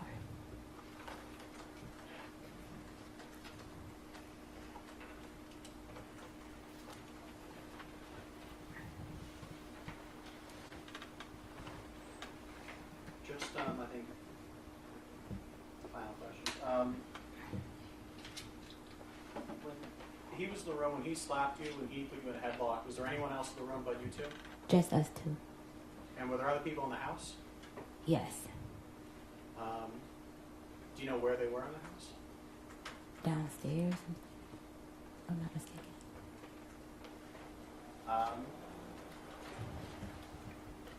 And you said you went to New York and you met with a Shy. Is it Shy? Yeah. How did you know Shy Charles? She works for him. Okay, so She braids his hair. and has she known you longer or him longer? Him longer. No further questions, Your Honor?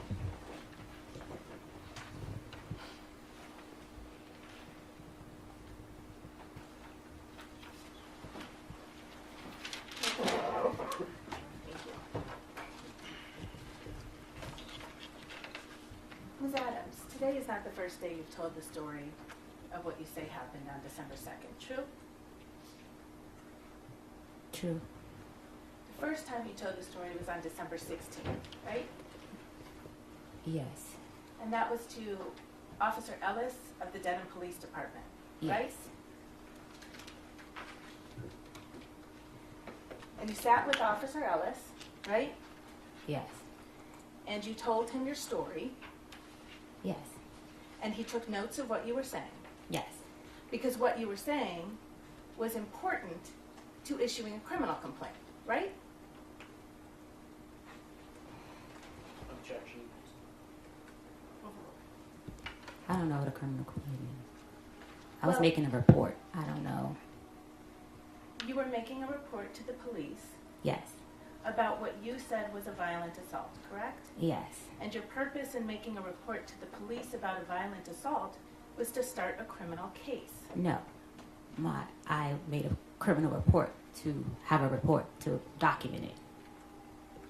So documentation was important to you, right? Yes. The story that you just told to this jury under oath was very different from what you told to Officer Ellis. Do you agree with me? Yes. What you said to Officer Ellis when you reported this crime, this so-called crime, is that you had been having an ongoing text exchange over money owed to you. Yes. You told the police officer who filed the criminal complaint in this case, based on your word, that your fight with Mr. Diggs on December 2nd was over money. True? Yes. Except you just testified under oath to this jury that you didn't start talking about money until December 5th, right? What did you say? You just testified under oath to this jury. I have been begging for my money since December the 5th. Mr. Diggs, and throughout those messages, you can see that I was begging for my money since that day. Which message? Are you talking about Exhibit 3 that you just looked at? It's other messages that you guys should have me begging for my money from Mr. Diggs. Ms. Adams, Yes. do you recall testifying under oath to this jury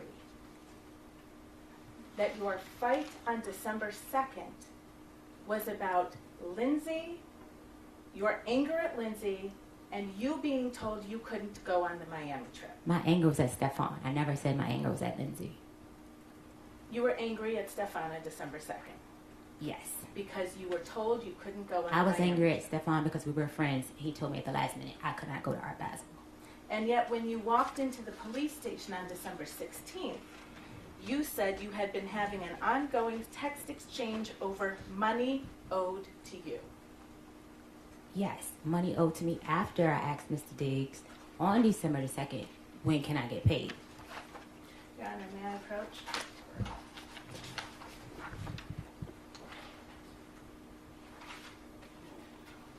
Your Honor, we've seen it sidebar. Yeah.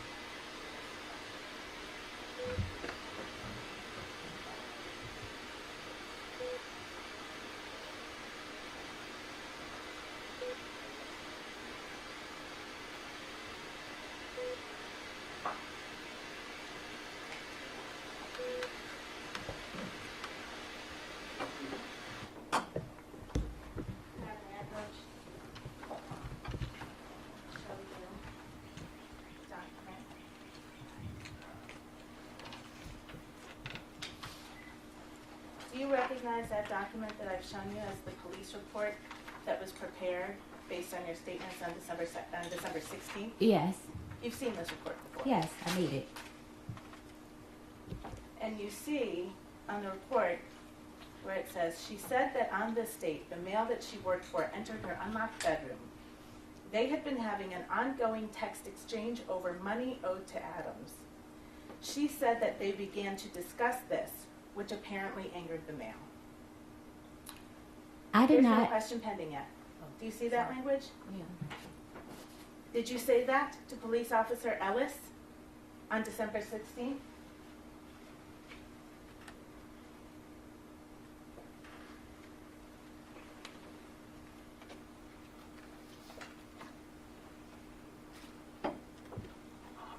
Yes, I see it. And that wasn't true, was it?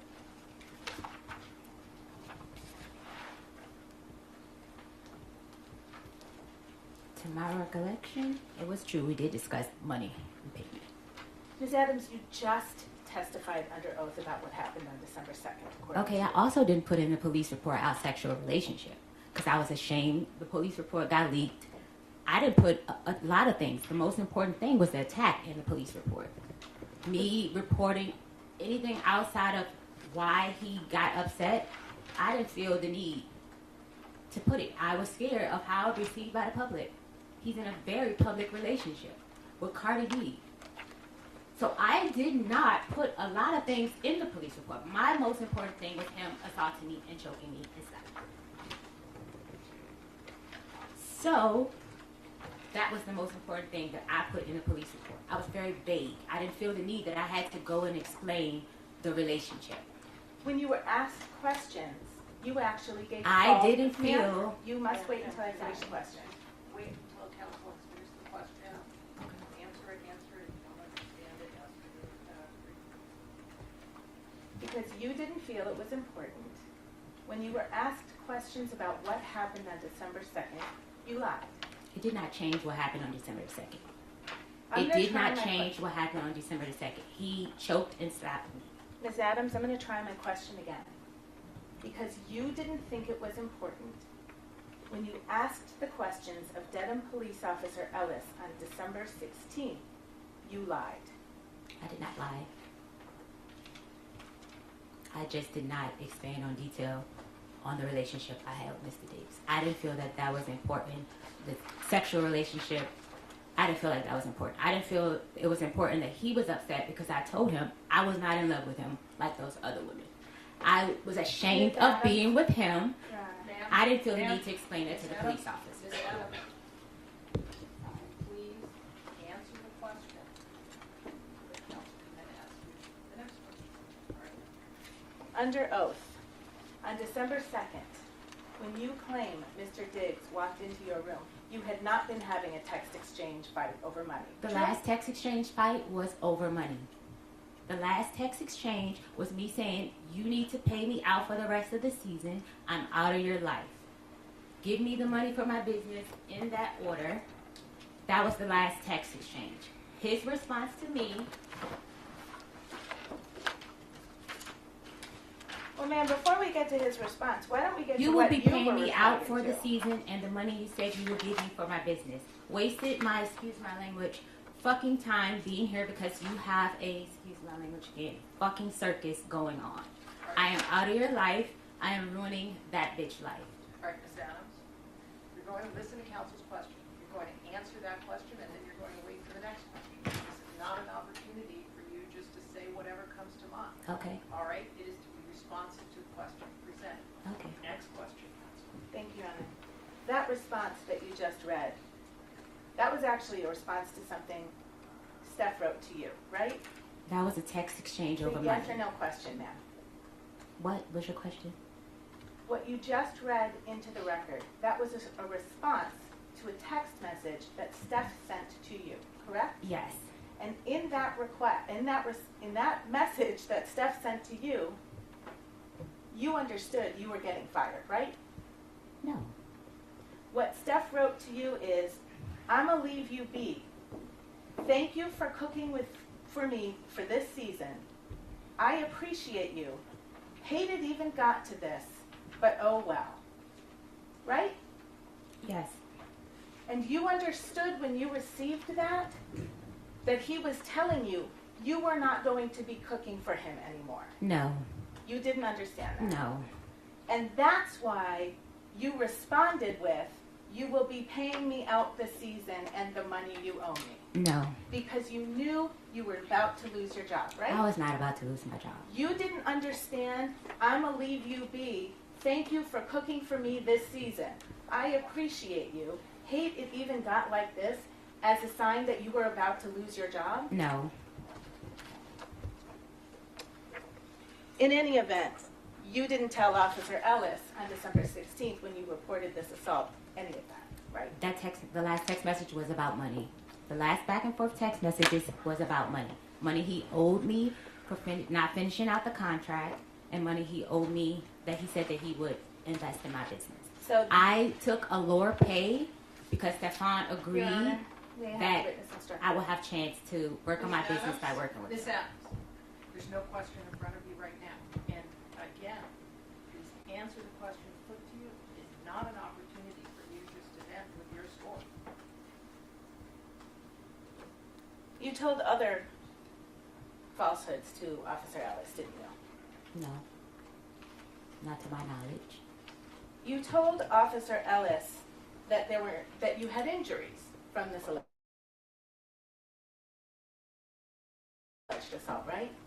I told him I had bruisedness and soreness on my throat.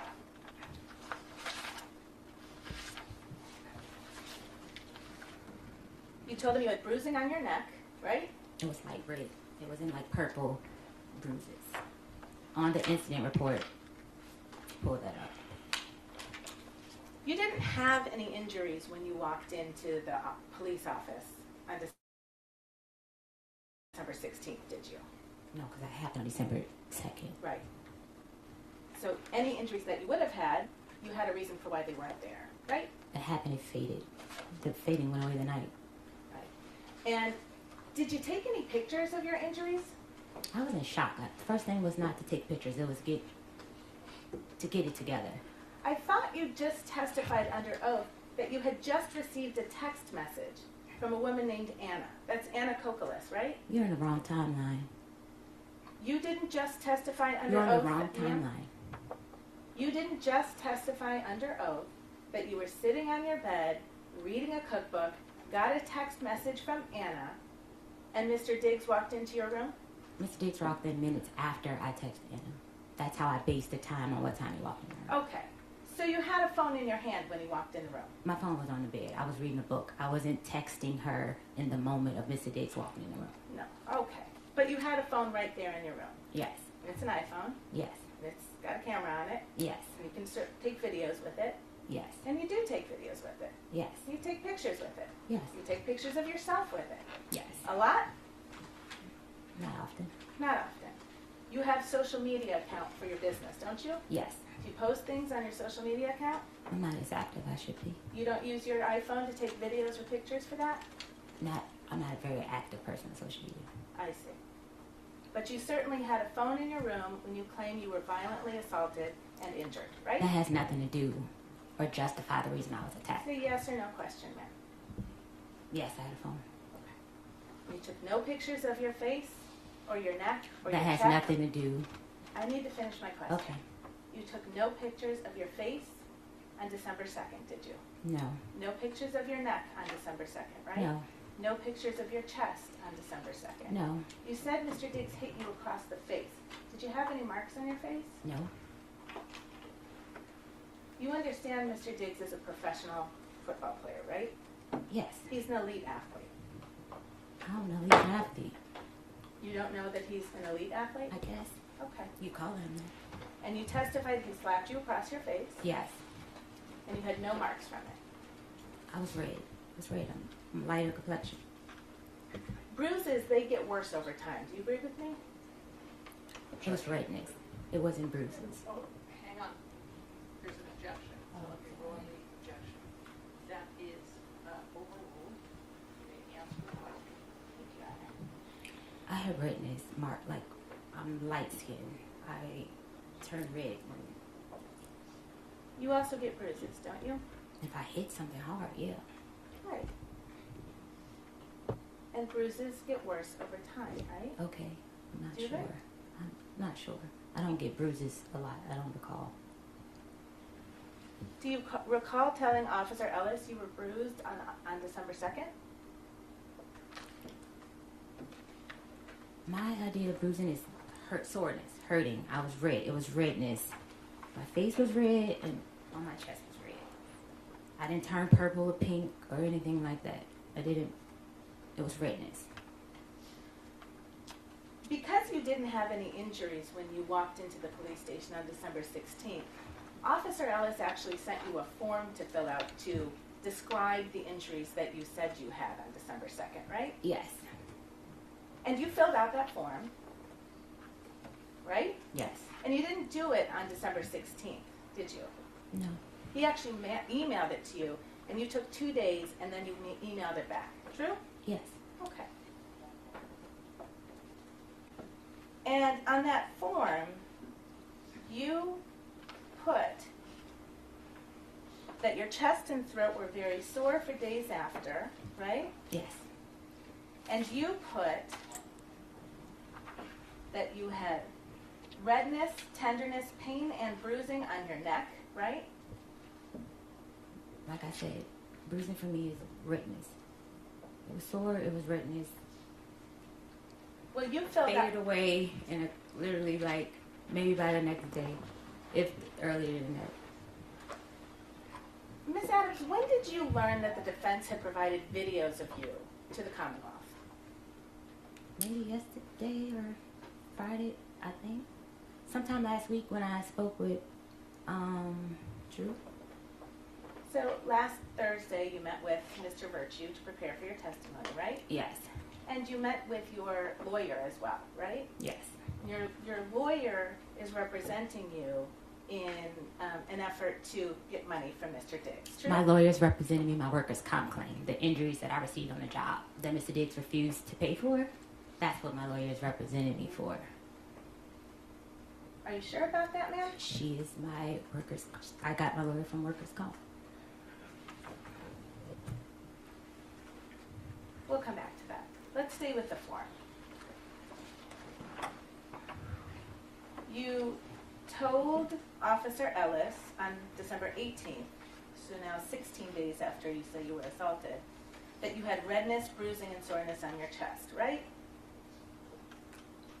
I told him that, or I wrote that. Well, you wrote it in a form. You took your time and you chose which I checked the answers marks, to give, yes. right? Okay. And you told him your shoulders were red and very sore, right?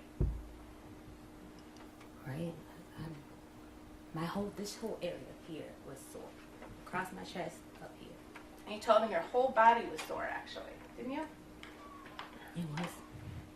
You told him it was difficult for you to sleep. I was very upset. And I think you testified today that Steph supposedly put his forearm around your neck, Steph did put his forearm around my neck. not his hand. No. Okay. But you told Officer Ellis he used his hand, didn't you? I think I used this. This is the crook of his elbow. That is in the rubber. You're on a minute approach.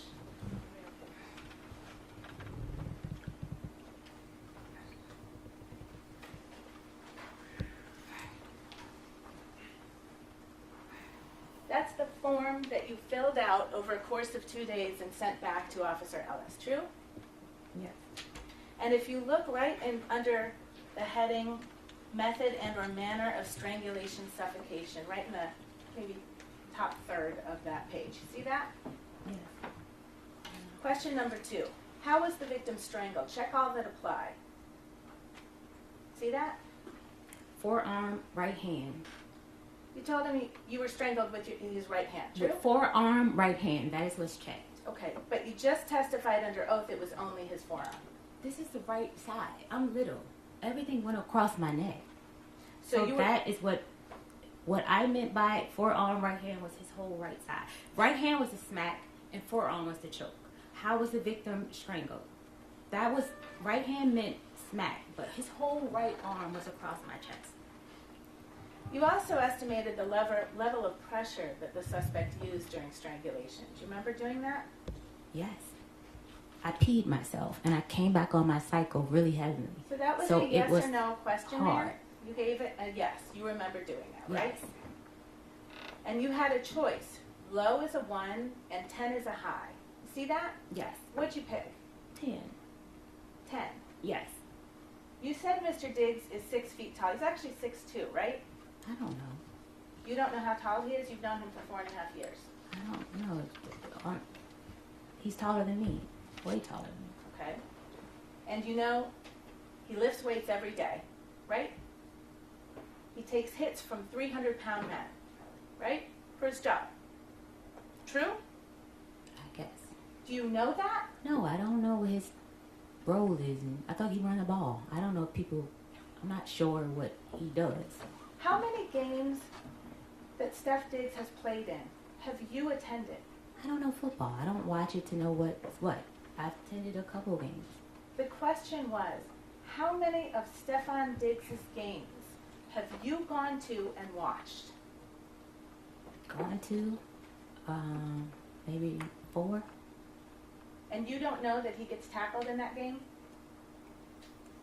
I don't really watch it, honestly. I'm just there for the vibes. I don't really know what be going on in football. I don't know the rules. I think you will agree with me, that if Stefon Diggs used 10 out of 10 force on your neck, It was 10 for me. For my little body and what I couldn't breathe, it was a 10 for me. the question was, estimate the level of pressure that the suspect used during strangulation. It felt a 10 to me. I could not breathe. So you chose to answer a different question than the one you were asked. This questionnaire is about me. Why wouldn't I answer it about me? This is not a questionnaire that's a united, I don't know how to say it, a global, this is about me. This is what happened to me.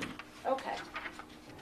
But you will agree with me, hypothetically speaking, if Stefon Diggs used 10 out of 10 strength to choke someone, anyone, that person would have bruises on their neck. I would not agree. Sustained. Objection. You will agree that if Stefon Diggs used 10 out of 10 force to choke you, you would have bruises on your neck. Objection.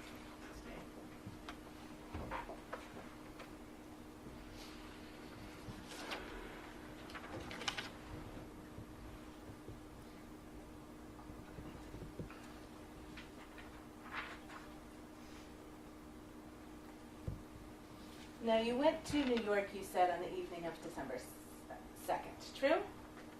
True. And you stayed there until December 9th. Yes. And you had your phone with you all week. Yes. You took messages. You sent text messages. Yes. We know that because that's when you started talking about your money, right? I did what? You testified. I asked for my money. I didn't talk about money.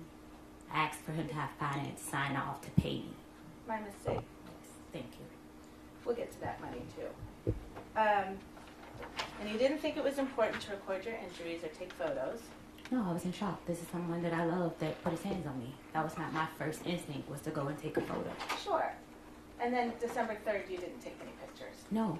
And December It's a 4th, very you complicated relationship. No, I did not take photos. and you didn't take any videos. No. And you didn't go to the ER. No. You didn't go to a walk-in. He already medical hadn't center. paid my medical bills. Why would I go get more medical bills? Objection, Your Honor. Move to strike. The answer will be stricken, non-responsive. Jurors will disregard it and not consider it. You didn't seek any medical attention, right? Unpaid medical bills. Your Honor. Counsel side.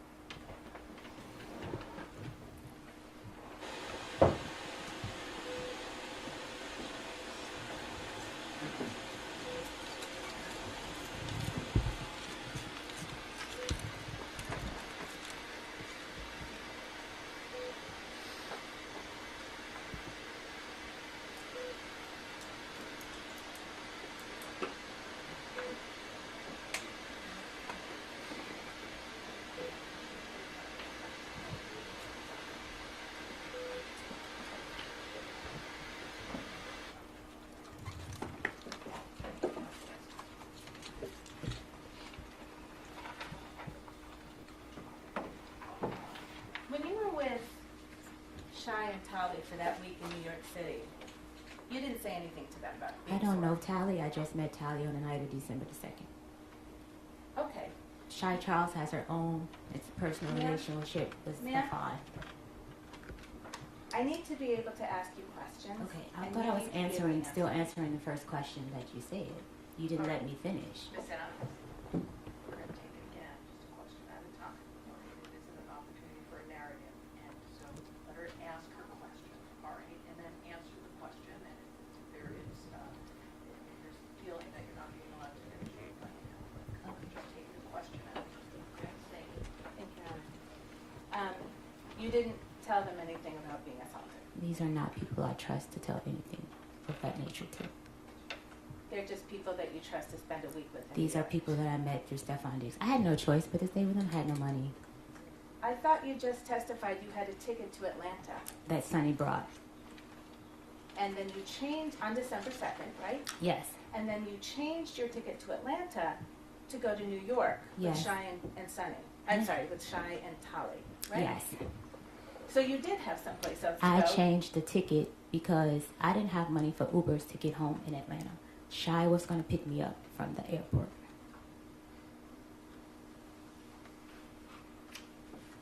Okay.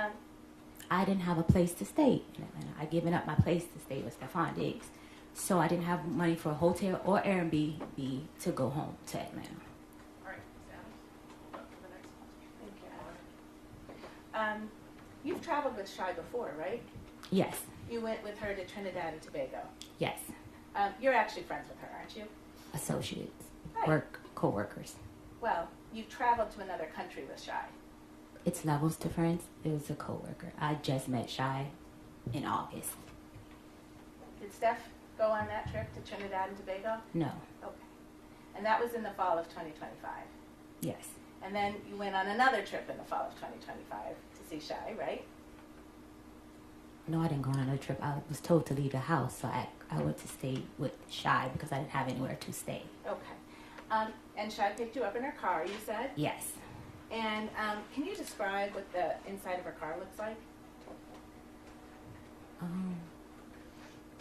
It's a white car. I think it's burgundy or something like that. So the outside is white, Yes. and then the inside is burgundy. If most as I remember, I don't quite can't say exact. Okay. And Shy has a dash cam right in her car, doesn't she? Not that I'm aware of. You didn't see a dash cam in her car? No, I saw where you see the speedometer and stuff like that. No, not down on the panel where people look when they're driving. Up on the top of her car. There's a bar on the top of her car with a dash cam on it, right? No, I didn't see that. You didn't see that. No. Okay. Did Shy ever tell you that she had a dash cam in her car? No. Okay. Did you know that you were being recorded on that dash cam on December 2nd? No. Did you know you were being recorded on December 3rd? No. You know now you were recorded, correct? Yes. And you've seen the videos that came from Shy's dash cam in her car, true? No. Oh, you haven't seen them yet? No. Your Honor, permission to publish Exhibit 5, and I understand it's already in evidence.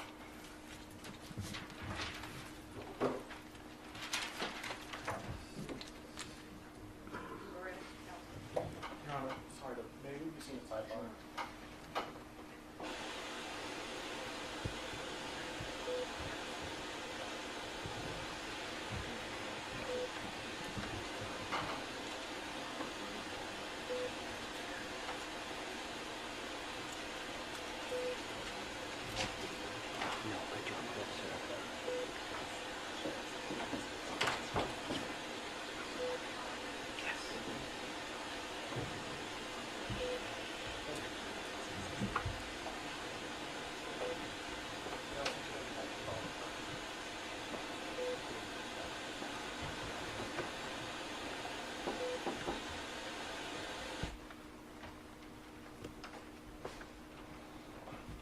Go ahead, Counsel. Thank you, Your Honor. Ms. Adams, I'm going to show you what's been admitted in this case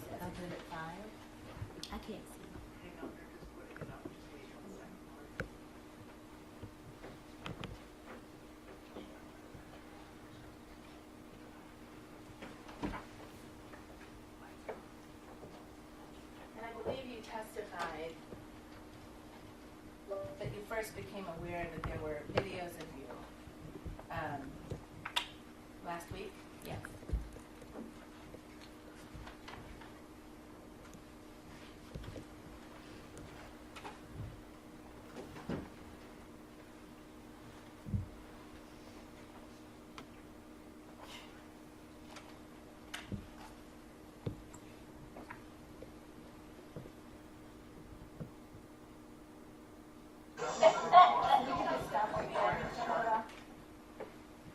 I don't know, Ms. Adams, were you able to see that person in that video?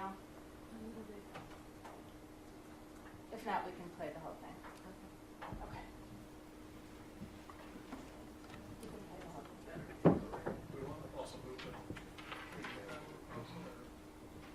I think they're gonna just fix.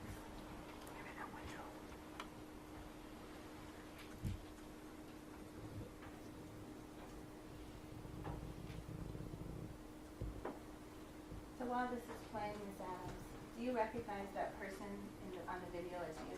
Yes. And you're sitting in the front seat of Shai's car? Yes. And this is you when you were, just after you were picked up from LaGuardia Airport on December 2nd, right? Yes. Was there someone else in the car to your memory? No. I'm sorry? No, not when she picked me up. Okay. Did Tali Moses also get picked up from LaGuardia just after you? No, she got picked up from her boyfriend's house in Queens. Okay. But she was eventually in that car with you? So Shai was driving the car, is that right? Yes. And then you're in the front passenger seat as we see you? Yes. And then did Tali sit in the back behind you? Behind Shy. I'm sorry? Behind Shai? Okay. And this was all on December 2nd? Yes. And this is the day you say you were violently assaulted? Yes, that doesn't justify or prove that I wasn't assaulted because I learned how to save face. Okay? Mr. Kettlewell, can we also show the next video, William Salsa and Exhibit 5? Your Honor, just for clarification, there's Exhibit 5, I think is just a number of videos in one exhibit. Thank you, Mr. Richard. And do you recognize the person in this video? Yes. And that's you in Shai's car again? Yes. And this is the next day, right? It's December 3rd. Do you recognize that? Well, I might not be able to see.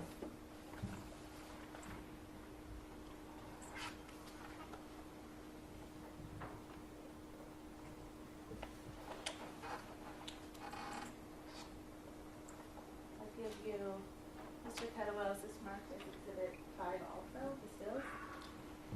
Those are 6 and 7? I should have been marked as Exhibit 7. You recognize that person as you? Yes. And that's you in Shai's car, right? When you visited her in New York City? Yes. And you say you don't remember if that's, what date that is? Your Honor, I'm sorry, may I approach one more time?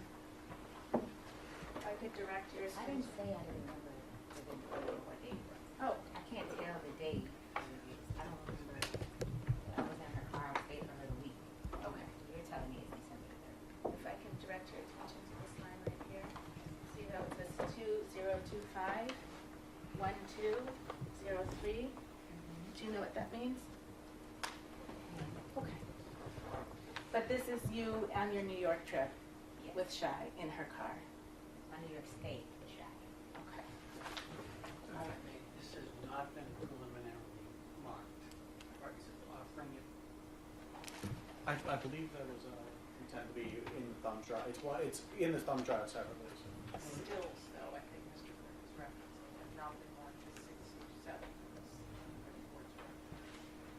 So if you want to admit them there. I have no objection to those stills being marked as 6 and 7. Thank you. This would be Exhibit 7 that has been. Yes, thank you, Mr. Clerk, and this is, Is there a copy for the court? yes, sir. This is Exhibit 6.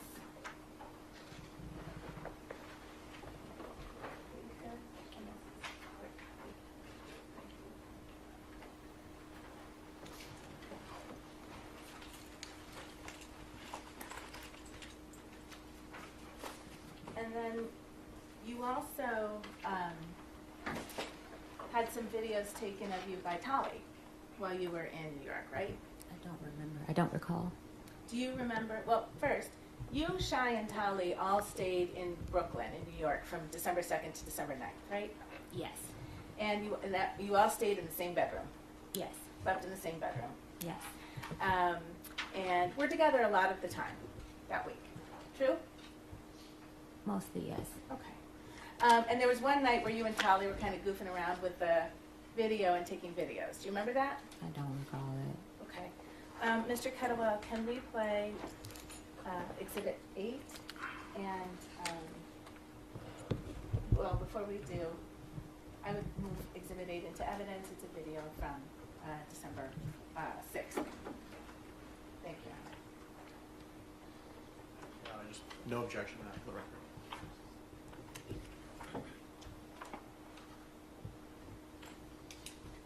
And Ms. Adams, did you recognize the person on that video? Yes. Who is that? Me.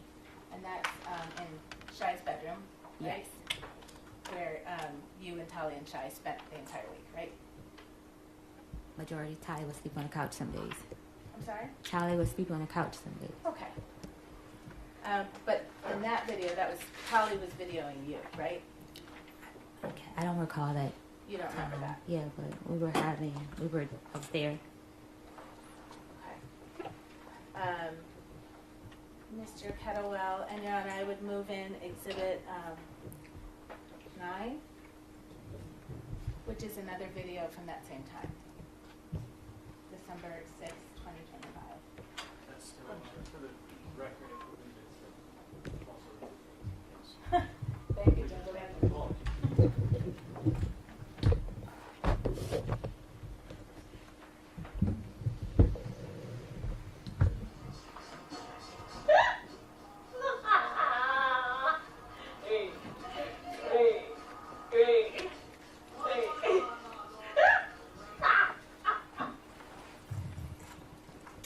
Ms. Adams, that was you on that video, correct? Yes.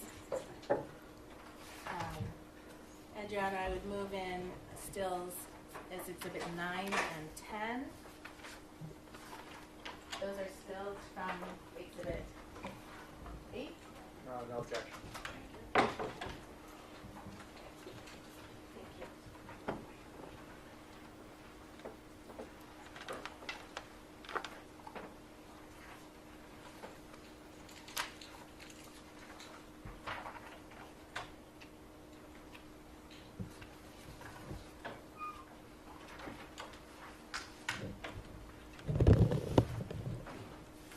And Ms. Adams, I just ask you to look at those and tell me if that's a fair and accurate representation of you from the week you spent in New York That day, yes. on December 6th, 2025. Yes. Your Honor, may I publish to the jury? Thank you. For the record. I am offering to the jury Exhibits 9 and 10, which are two stills taken from the second video of Exhibit 8. And no objection.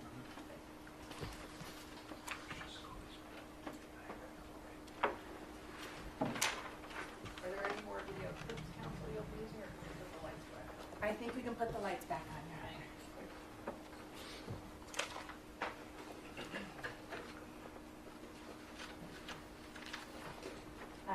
Now, Steph and his group got back from Miami to his Dedham home on December 7th, correct? I'm not sure the day he got back. I got back on the night. I'm sorry? Tuesday. Well, it was late in the night. Tuesday, if I'm not mistaken. The 9th I got. Well, you know he got back to the Dedham house before you did. I didn't know that. When I got there, I realized that he was there. I was in no communication with him on what day he was coming back. But you were in communication with him. To ask for my pay, yes.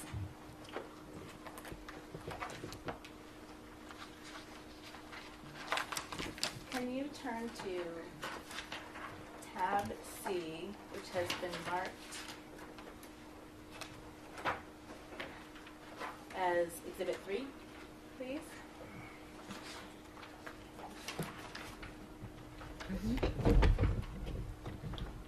And you testified about text exchange you had with him at around 12:30 on December 2nd, where you called him a pussy, right?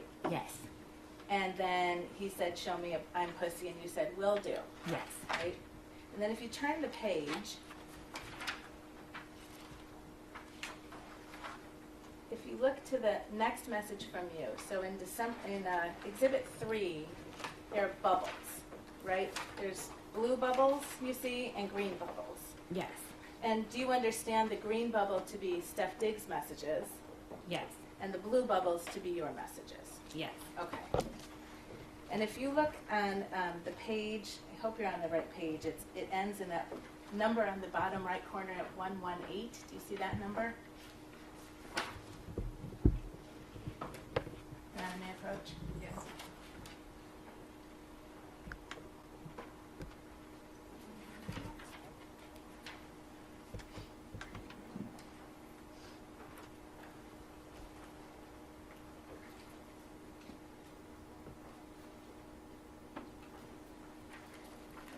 So 117, it's the page we just looked at.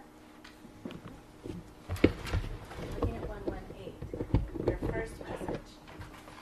And do you see down here these numbers here? Yes.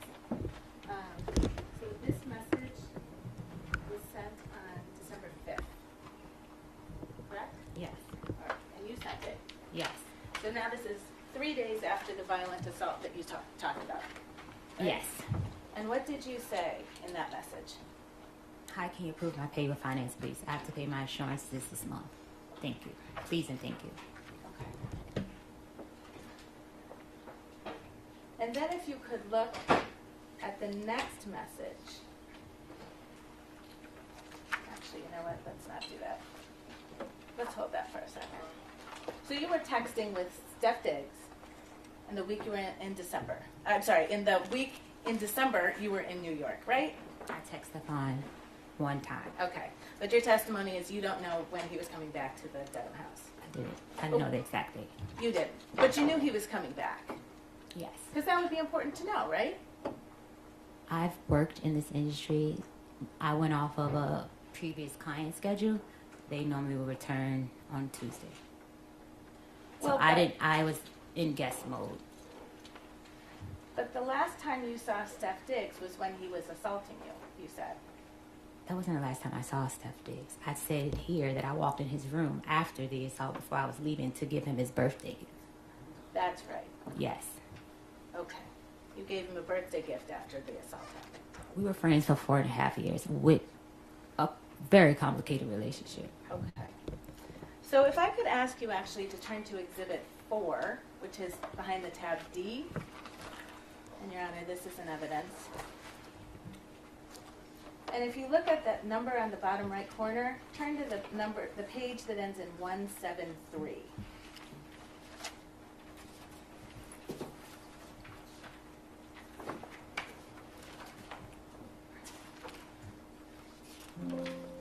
And I'll ask you some questions before we get to that substance, okay? Mm-hmm.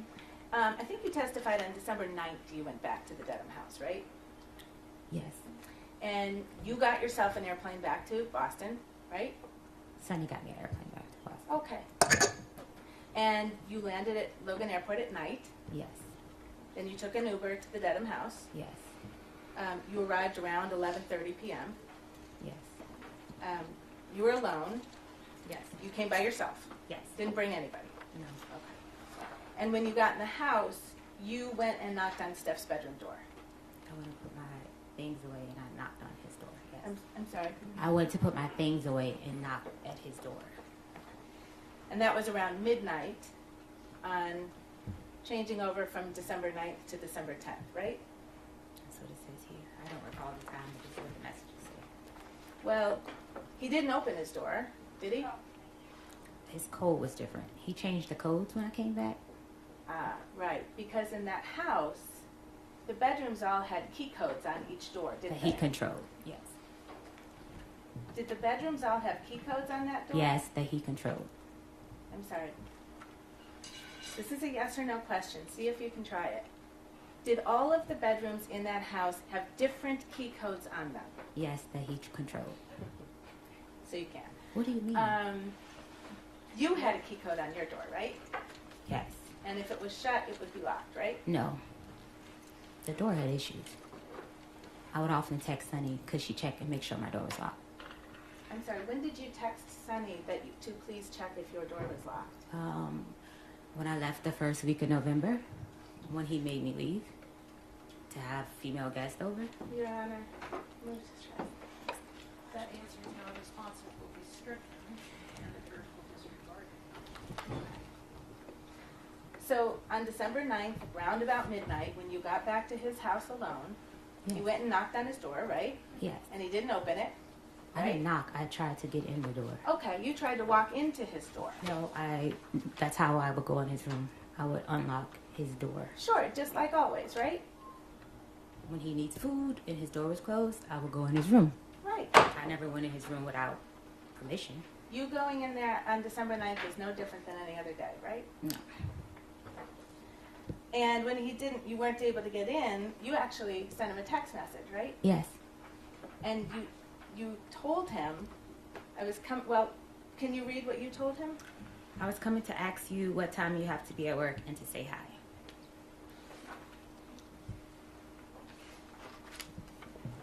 Okay.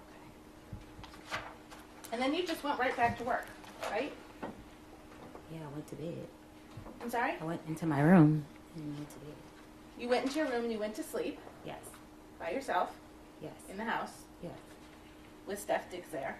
Yes. And then the next morning you got up and you made him breakfast. Yes.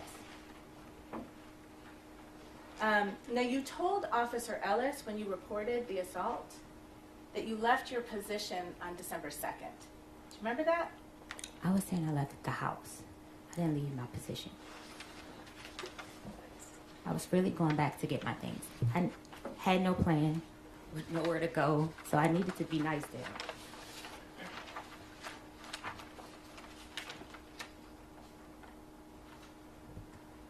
Did you tell Officer Ellis, after the alleged assault on 12/2/2025, Adams left her position and left the residence to stay with a friend in New York?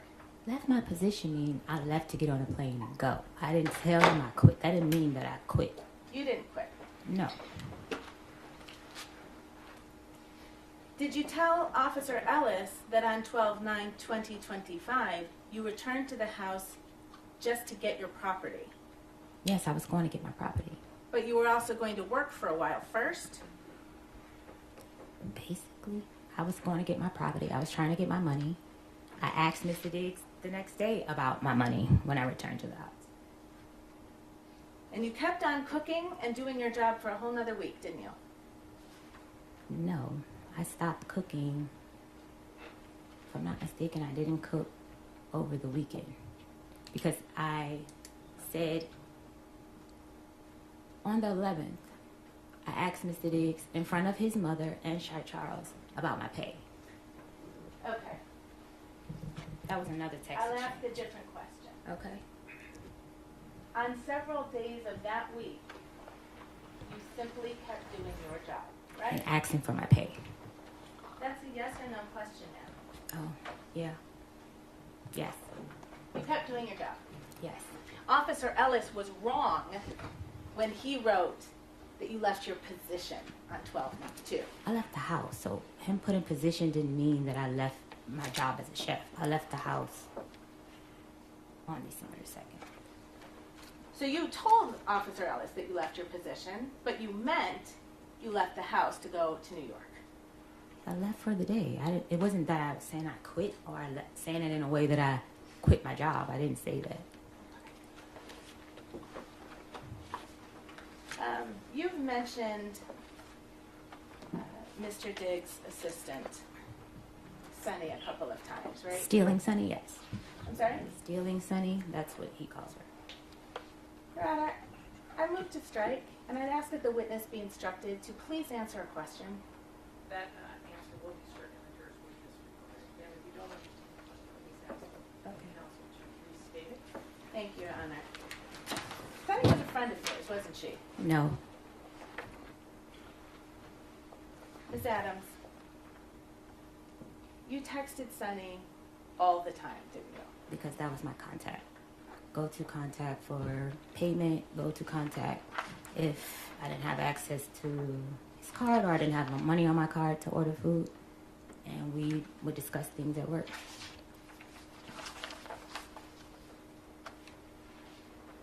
I'm going to show you a document.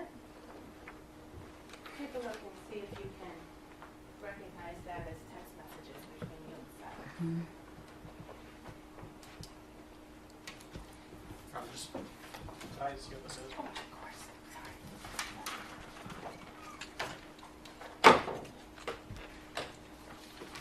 Thank you.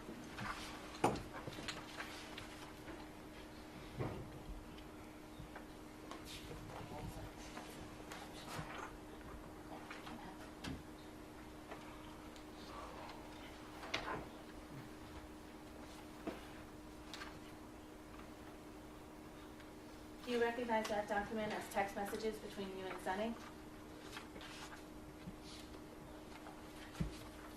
Yes. Yes? Mm-hmm. Okay. Your Honor, may I approach? This document doesn't have numbers on it, so I'm just going to direct through. Do you see where the messages start on Thursday, December 11th, Yes. at 7:44 a.m.? You see that? Yes. And this is an exchange between you and Sunny, right? Yes. And you write to her, morning, did you change my door code, right? Yes. And that's what you were just talking about. Each door has its own door code in Steph Dick's home, right? Yes. And you were having trouble getting into your door code on December 11th. Yes. And had you been having trouble getting into your door code since you got back on the evening of the 9th and 10th? When I walked in on a knife, it pushed right open. Okay. All right. So it changed in somewhere around there. When the morning, maybe when I walked out the door, that morning I made breakfast. If I'm not mistaken, that's the morning that, Yeah, ma'am, I'm just going to stop you because Okay. it's not responsive. all right. All right?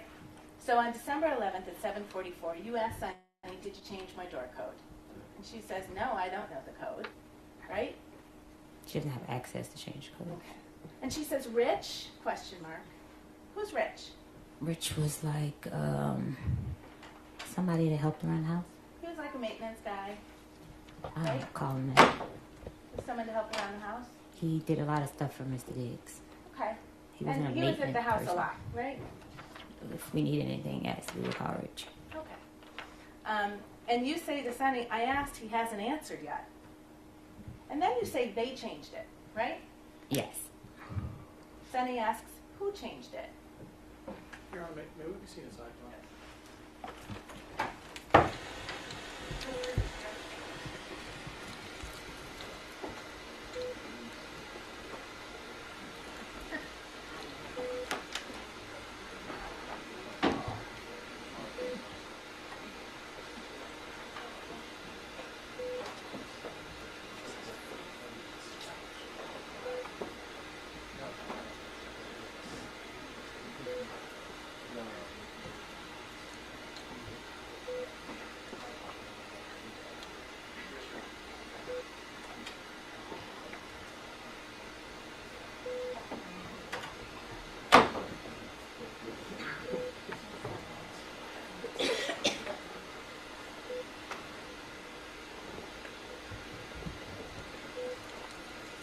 Jurors, are you all doing okay? Does anyone need a break? All right. Well, good. All right. Thank you.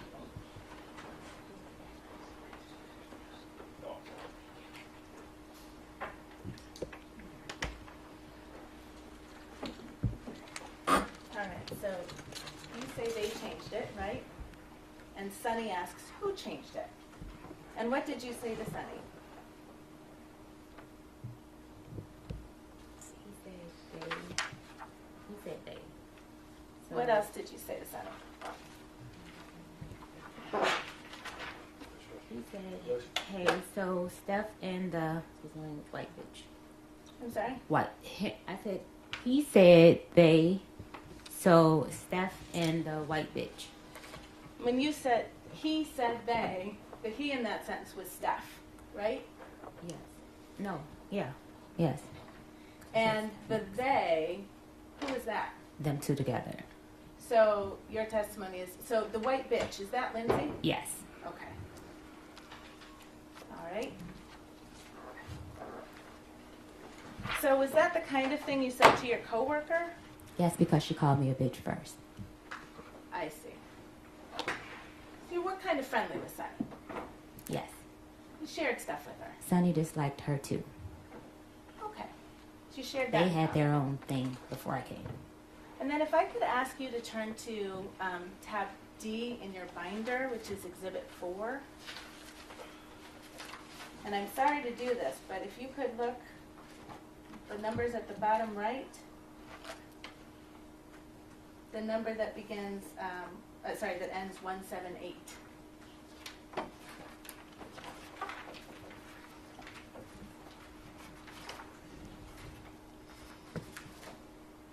You there? Mm-hmm. Okay. And so that text exchange with Sunny, that was at 7:44 a.m. on December 11th. Yes. All right. And if you look at these messages on page 178 of Exhibit 4, this blue message at the top is something that you sent on December 11th, 7:52 a.m. Do you see that? Yes. And you sent it to Steph. Yes. What did you say to Steph? Did Lindsay change my door code? And why can't I get into my room? Okay. And then you and Steph kind of have a back and forth about the codes and why can't you get in, right? Yes. All right. I remember that. That's not listed here, though. Okay. And meanwhile, you're also having a text exchange with Sunny about Steph and the white bitch, right? Yes. Objection, Your Honor.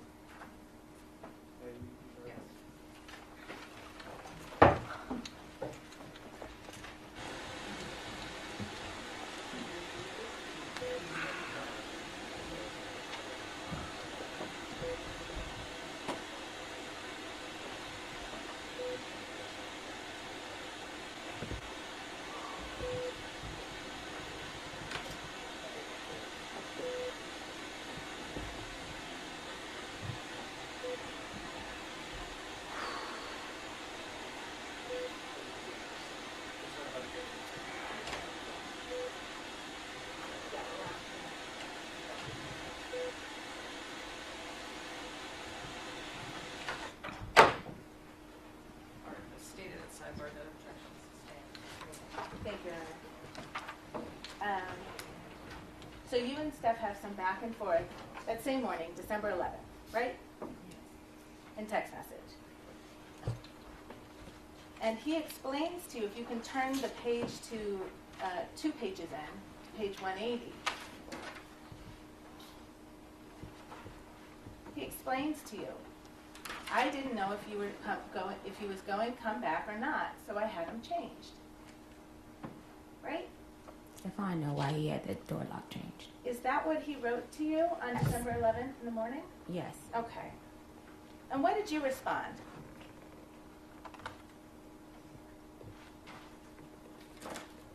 It's right there on the same page in the blue bubble. No, it's not. Can you see it? Lord. Lord. And if you can turn the page, Steph wrote, shit you was saying, it was like it was over with. I was like, well. You understood he was talking about the text fight you had on December 2nd, right? No. Yeah. What did you respond to Steph? I said no. I'm sorry? I said no. I didn't say yeah. You didn't understand that he was talking about the last time that you saw each other on December 2nd, which is the day you got in the text fight about Lindsay and you not going to Miami? Me and Stefon had arguments all the time. Like, not all the time, often, and it would just fly over. But it didn't turn into a fight like it did. I needed to come back to get my things. Let's see what did you respond to Stefon on December 11th? And this is now 9 days after you were assaulted, supposedly. I was assaulted. It wasn't supposedly. What did you respond to Steph? Was very emo. Sorry I made you feel that way. I don't want to leave. I want to stay to take care of you as long as I need you. And And you sent him a second message. Really sorry, Steph. You were angry with him on December 2nd. You already I testified to that. needed to be nice to Stefon in order to get my pay to leave. I'm sorry, you were texting? I needed to be nice to Stefon in order to get my pay to leave.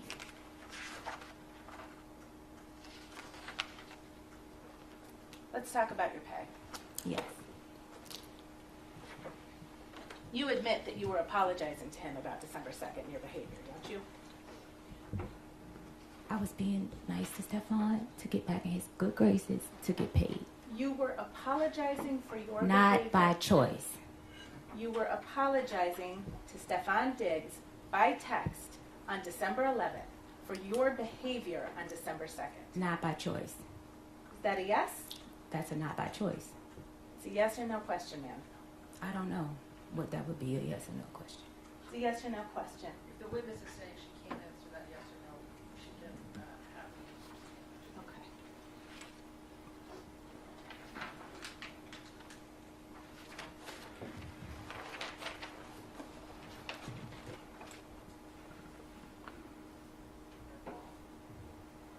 All right, so your claim, I guess, is that Steph owed you money. It's not a guess. Stefon did back wages. You were Wages paid- owed. You were It was paid- wages. I think you should use the correct language. The correct language It's for your wages. civil lawsuit? I don't have a civil lawsuit. You were paid $2,000 per week to cook for him, right? Yes. And if you used your own money to buy groceries, you were reimbursed for that. Yes. And when you were hired to work as Steph's chef, you didn't have to fill out a job application, right? As stated previously, me and Stefon had an interpersonal relationship that was professional. So is that a no? I did not. I don't have know how to fill- answer that question. Yes Did or you fill no. out a job application? I don't know how to answer that question. Yes or no. Ma'am, did you fill out a job application? No. Yes or no? No. Next question. You didn't have any employment contract or anything. Yes, we did. Did you sign a written employment contract? We had a verbal text contract. Okay. You didn't have to interview with anyone to get the job, right? He knew my skills. So on December 1st, this is the day before you say you were assaulted, you submitted an invoice to be paid, didn't you? Yes. And can you explain to the jury, so you weren't just automatically paid? I was supposed to be. They sent maybe 2 automatic payments, and then the rest was I would have to go through Sunny. Right. You'd have to confirm with Sunny you worked that week, right? I would have to, not that confirm, I lived there, so it was never a confirmation. She was there a lot too, right? No. Okay. So you did have to confirm with Sunny if you worked there or not. Not that I worked. I had to confirm with Sunny my reimbursements. I lived there.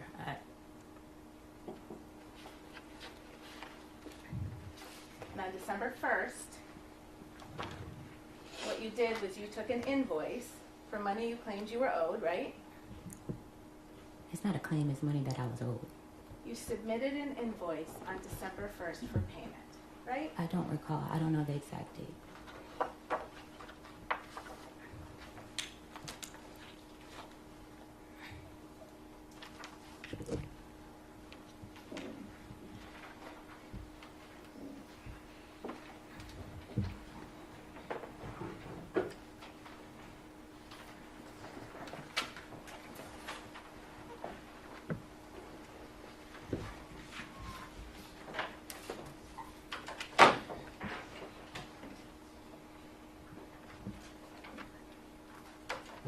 Have you seen this document before?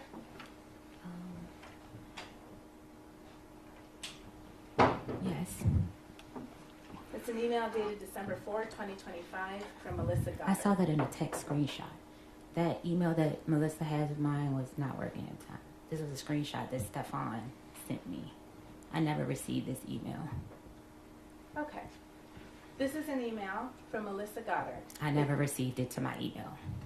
Did you see the text of this message before? I've seen a screenshot similar. I You can't know. recall You know the you exact have. message. Would you like me to give you a document to Sure. refresh you? Yes.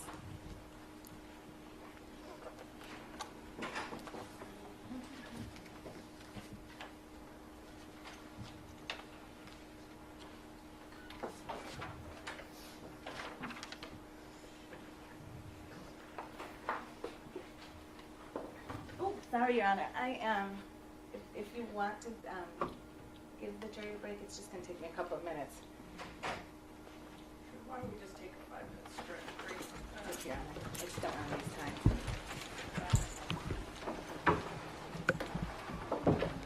What? All rise. Sergeant McCormick's back in session. You may be seated. Thank you, Your Honor. May I proceed? Yes. You were just looking at an email, and you didn't remember, you said you hadn't received it in that form. If you can turn the page, did you see the invoice? Yes. And that was your invoice, right? Yes. And you said on that invoice dated December 1st, right, Yes. that you were owed payment of $2,000 for three weeks in November, right? Yes. And you were owed grocery reimbursement for $3,179.06, right? Yes. And that was what you submitted to get payment. Yes. And you said you didn't receive this email, but you remembered getting it by text message, right? Yes. Okay. And so you have read, and you remember seeing the substance of this email, true? Yes. Okay. And this is a response to your invoice, right? I don't recall because Stefon was refusing to pay me for the week he sent me home. Well, Melissa Goddard writes on December 4th, I appreciate you may not have received this on December 4th, but she writes, "Thank you for providing an invoice. I've attached a readable PDF." Yeah.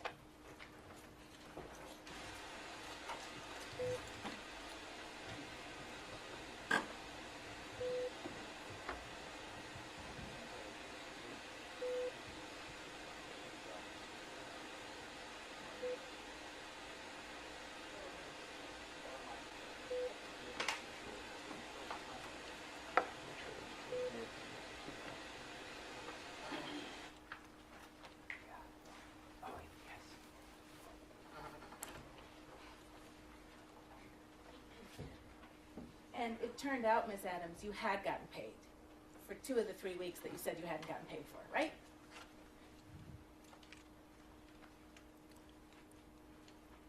This is missing a whole lot of stuff. It's a yes or no question. I can't answer your question correctly without the proper evidence.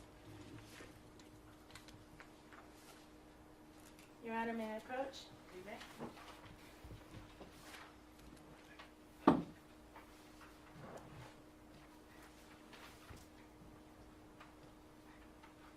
Do you recognize this document as text exchanges between you and Sunny?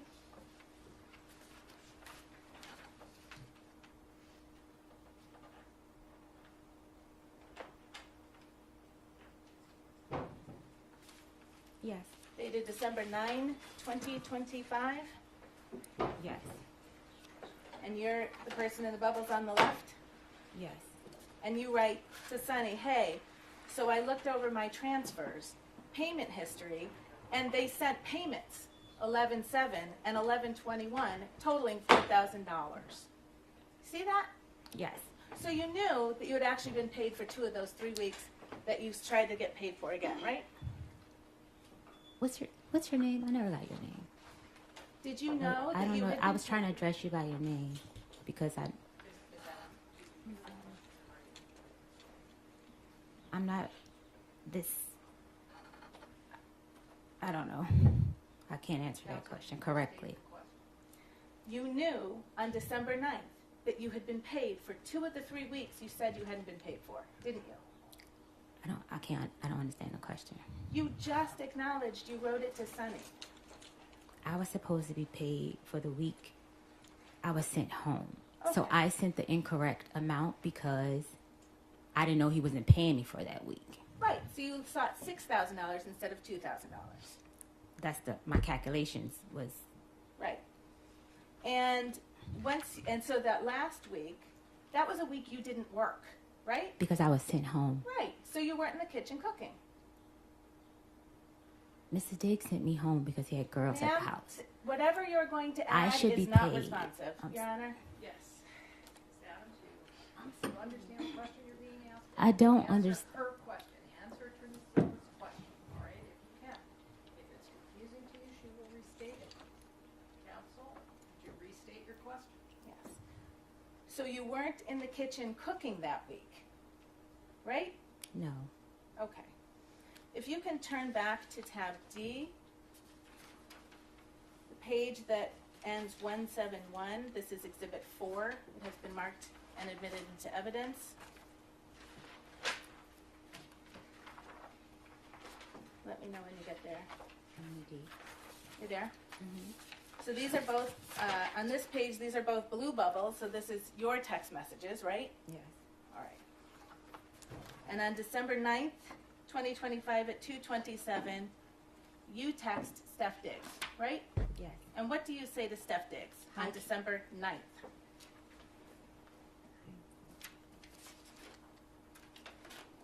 Do you need help finding it? What's the last? 171. I can help you find it.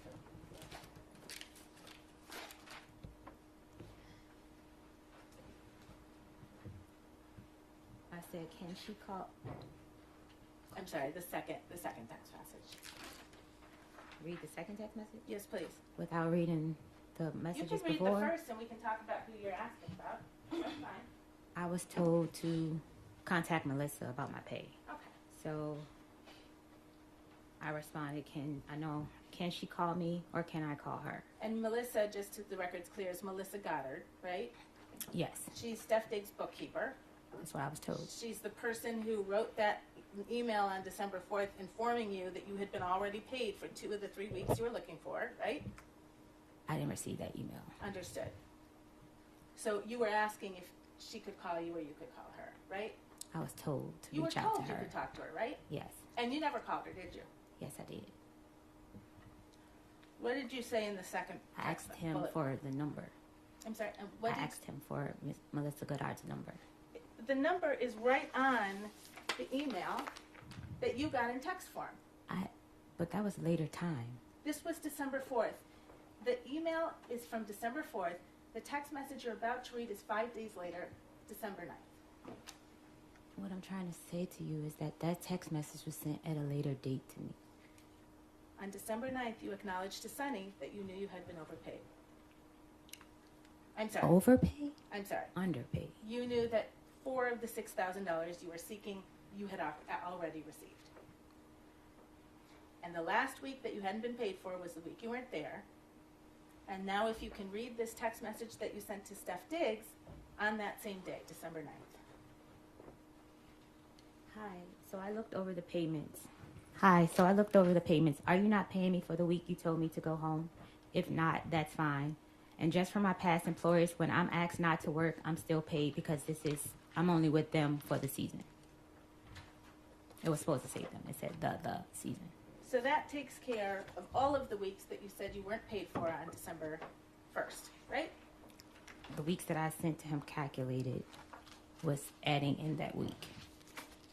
Right. 2 weeks you had already been paid for. 1 week you didn't work, and you told Steph on December 9th, if you don't want to pay that, that's fine. Right? Yes.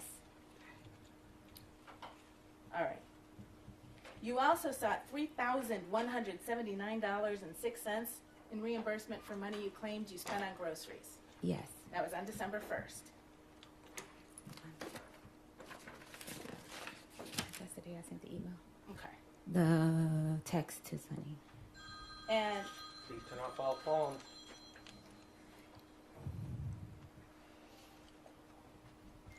you knew that you needed to submit receipts to justify that level of expense on groceries. That's what I did. Yes. Is your testimony here under oath that you submitted receipts justifying $3,179.06 spent on groceries out of your money? It was messed up. Was off. Something was off. Some receipts were the wrong receipt and we cleared it up.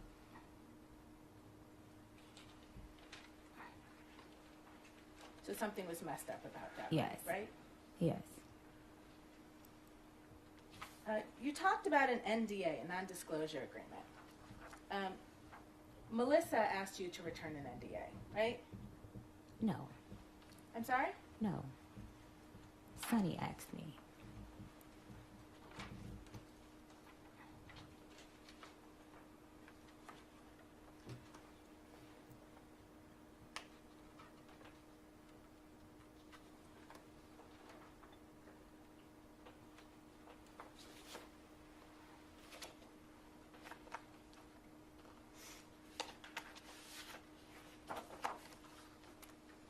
You received an email from Melissa Goddard on December 13th, right? Melissa and Sonny, I was having problems with the email, the same email. Yes or no question, ma'am? I can't answer that correctly. Can I approach Hannah?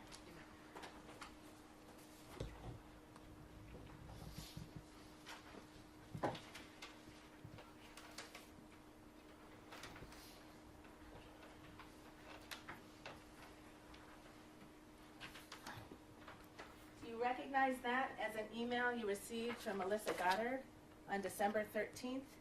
Yes. And the subject line is NDA payment?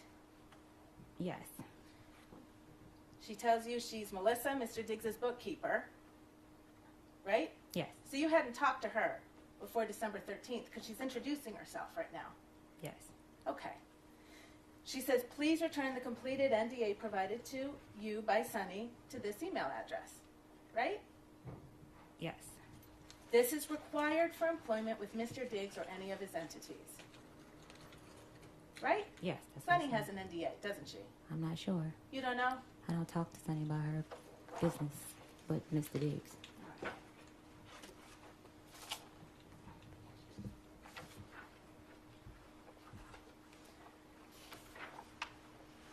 You had some text messages with Mr. Diggs on December 13th, right after you got that email, didn't you? I don't recall the date. I would like to see. Let's go back to Exhibit 4. It's tab D, page 195.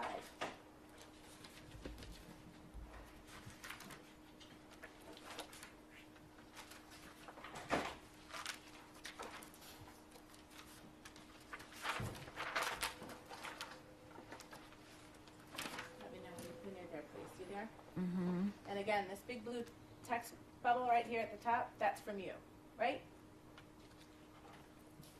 Yes. Okay.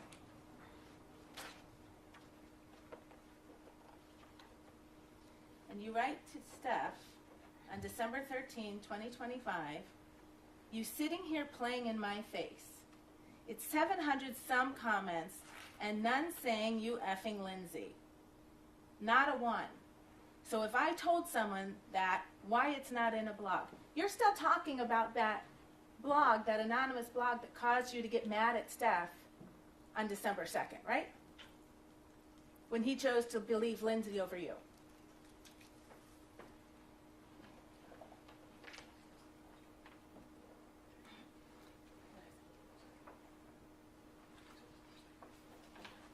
I'll clarify. Thank you, Mr. Virtue. On December 13th, you're still mad about the issue that led to Steph believing Lindsay over you. From my recollection, he didn't. I'm sorry. On December 13th, I can't answer that question correctly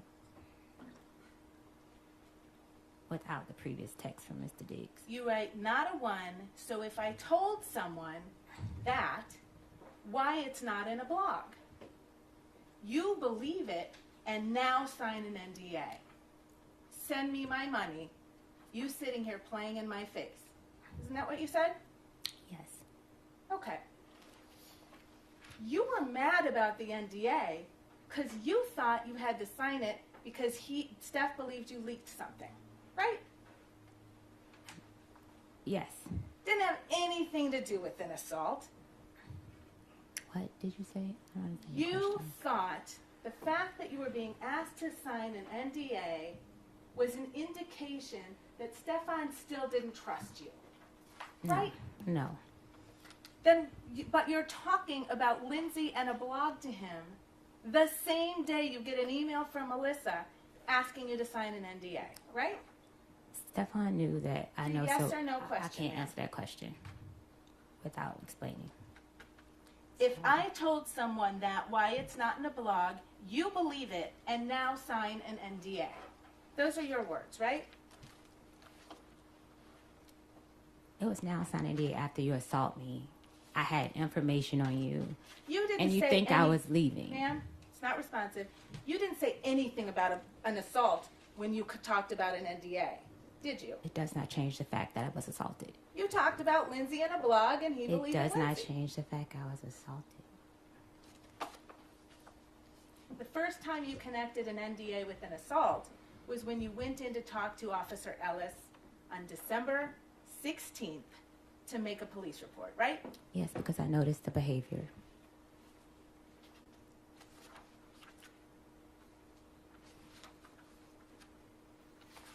And that was the same officer that you didn't need to be honest with about some of the details about your relationship with Steph, what happened on December 2nd, when you left your position, why you went back to his house on December 9th. True? I don't understand the question. Can you repeat it? All of those things that you said to Officer Ellis on December 16th were not true. You had a fight with Stefon Diggs on December 2nd over text about Lindsay and a blog and him believing Lindsay. Not about money, right? It was about money. The last text that I sent to Mr. Diggs was about money. It was a bit of a compound question. Yes. It's true, Your Honor. I will. Let's turn back to the text messages between you and Steph after you sent that text message to him on the 13th, connecting the NDA with Steph's believing Lindsay. I didn't say believe in Lindsay. No question in front of you. You and Stefon got in another text argument about that issue, right? And if you could turn to page 201.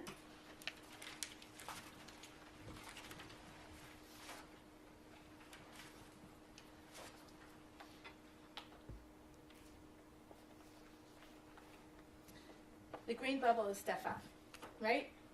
Yes. And he writes to you on December 13th, here you go. Don't worry about Melissa, and you don't got to worry about working moving forward. I never told nobody not to pay you. They said you owed money. You knew that, right?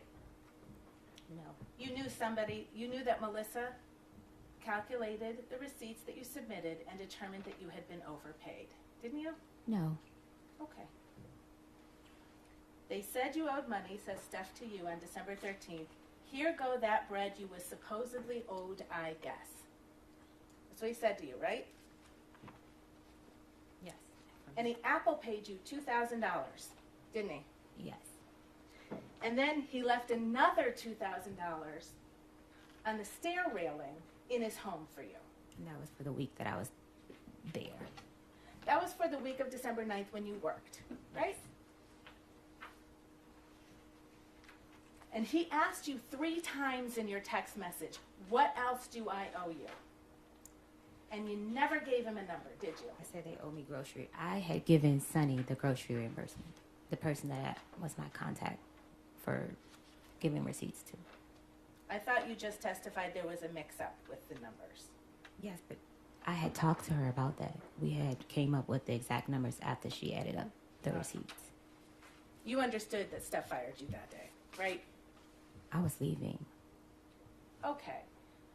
But you waited until he told you you don't have to work here anymore, and he paid you $4,000. I came back for my money because I didn't have money to leave.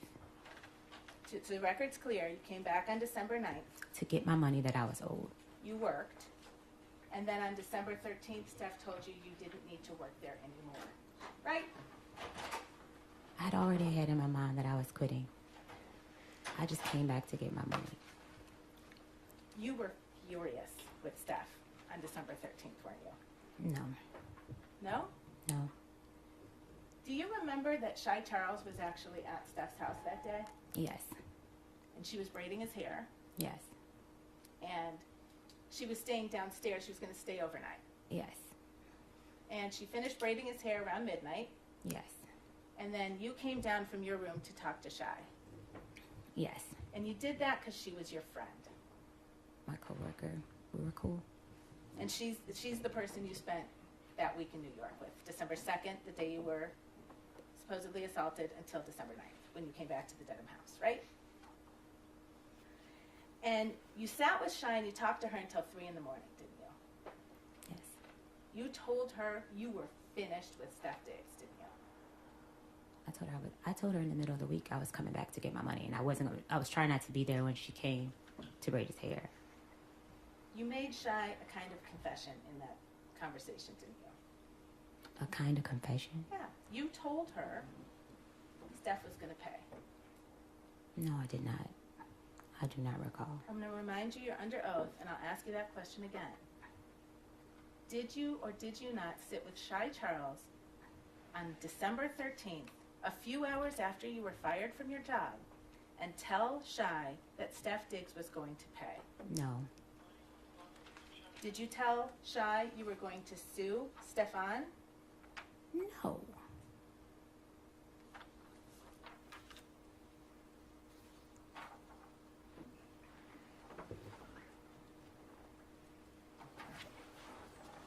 So after you were fired on the 13th, you stayed in the house, I think you said 2 more days, right? I wasn't fired. After Steph Diggs told you you didn't need to work there anymore and paid you all the money That day you went back that to you claimed you were owed, you stayed in the house for 2 more days, right? I had to get a plane ticket and I had to find somewhere to stay. Okay. And then when you left his house, you went to the Dedham police station. No. You went to the Dedham police station on December 16th. I left his house on the 15th. You testified, and on your direct examination, you left on the 16th. I left Stefon's house on the 15th. I went to the Dedham police station on the 16th. Okay. And you told them he'd assaulted you 14 days before. On December the 2nd. And you had to pick a day that was long enough ago that it would explain why you didn't have any injuries, right? Objection. Sustained.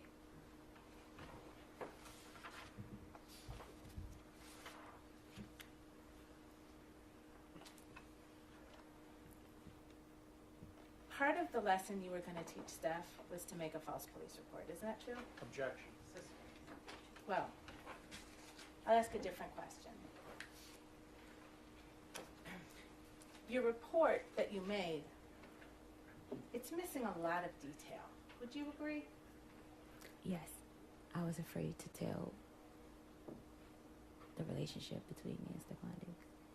It's missing more than that. No, Right. it's not.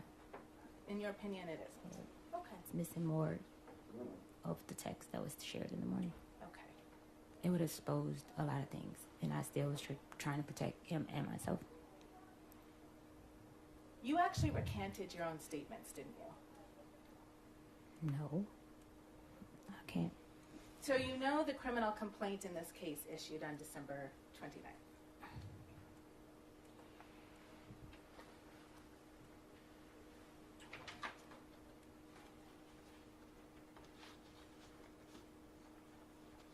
Right? You know What? that. No, I don't know that. Well, you're the complainant in the case. Is it your testimony you weren't notified that this case was going to be brought forward to the court? I don't recall. I don't. It was big news. I don't. No one reached to me that I recollect.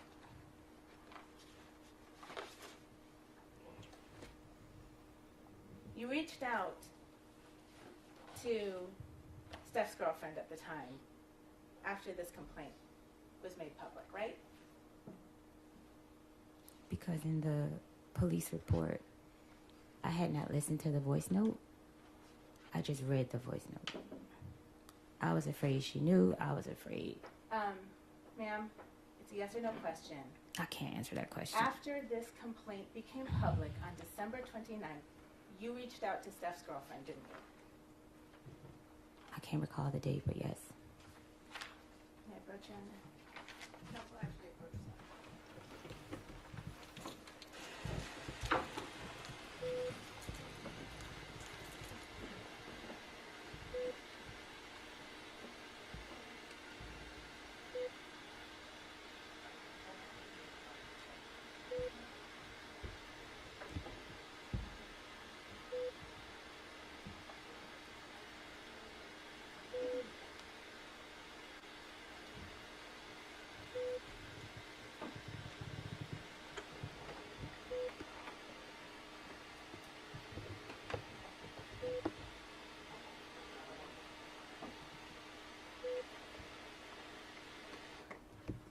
All right, jurors, we are going to be recessing for the day. And I want to remind you not to discuss this case with anyone, including your fellow jurors, family members, or friends. And I also want to state you're not to allow anyone to discuss this case with you or in your presence. I'm going to ask you not to stop in the public areas of the courthouse, to leave the courthouse directly, and then tomorrow morning to return directly to the jury room, all right?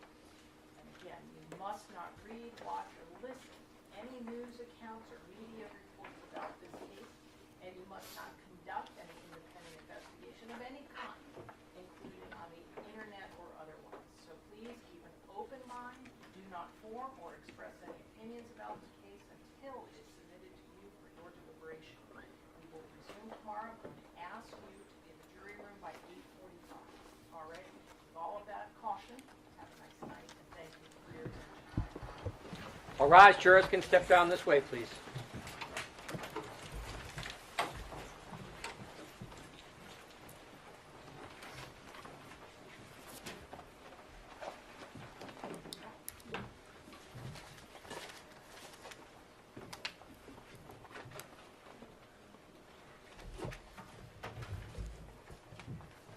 Jurors, the next witness court stands in recess.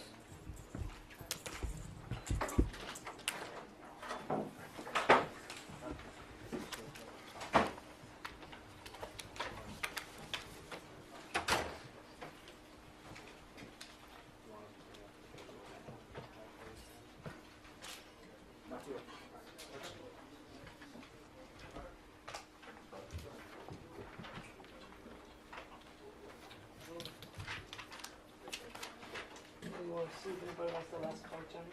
Yeah, I will. Yep, we'll do that. And then I guess bring the audio out. I'll bring They're coming out.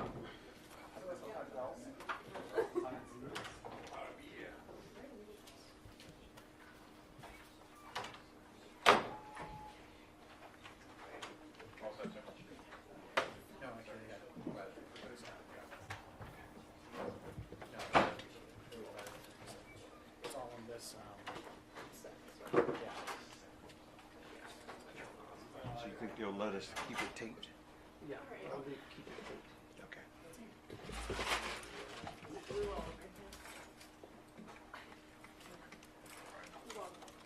So, See if any, I don't know if they want it. NBC This is from Boston? 3:30 on. okay, yeah. They all seem to be interested in Boston, Boston 10, Providence 10, and 5. He said he had already just downloaded it. Okay. Yeah. And Kurt has it.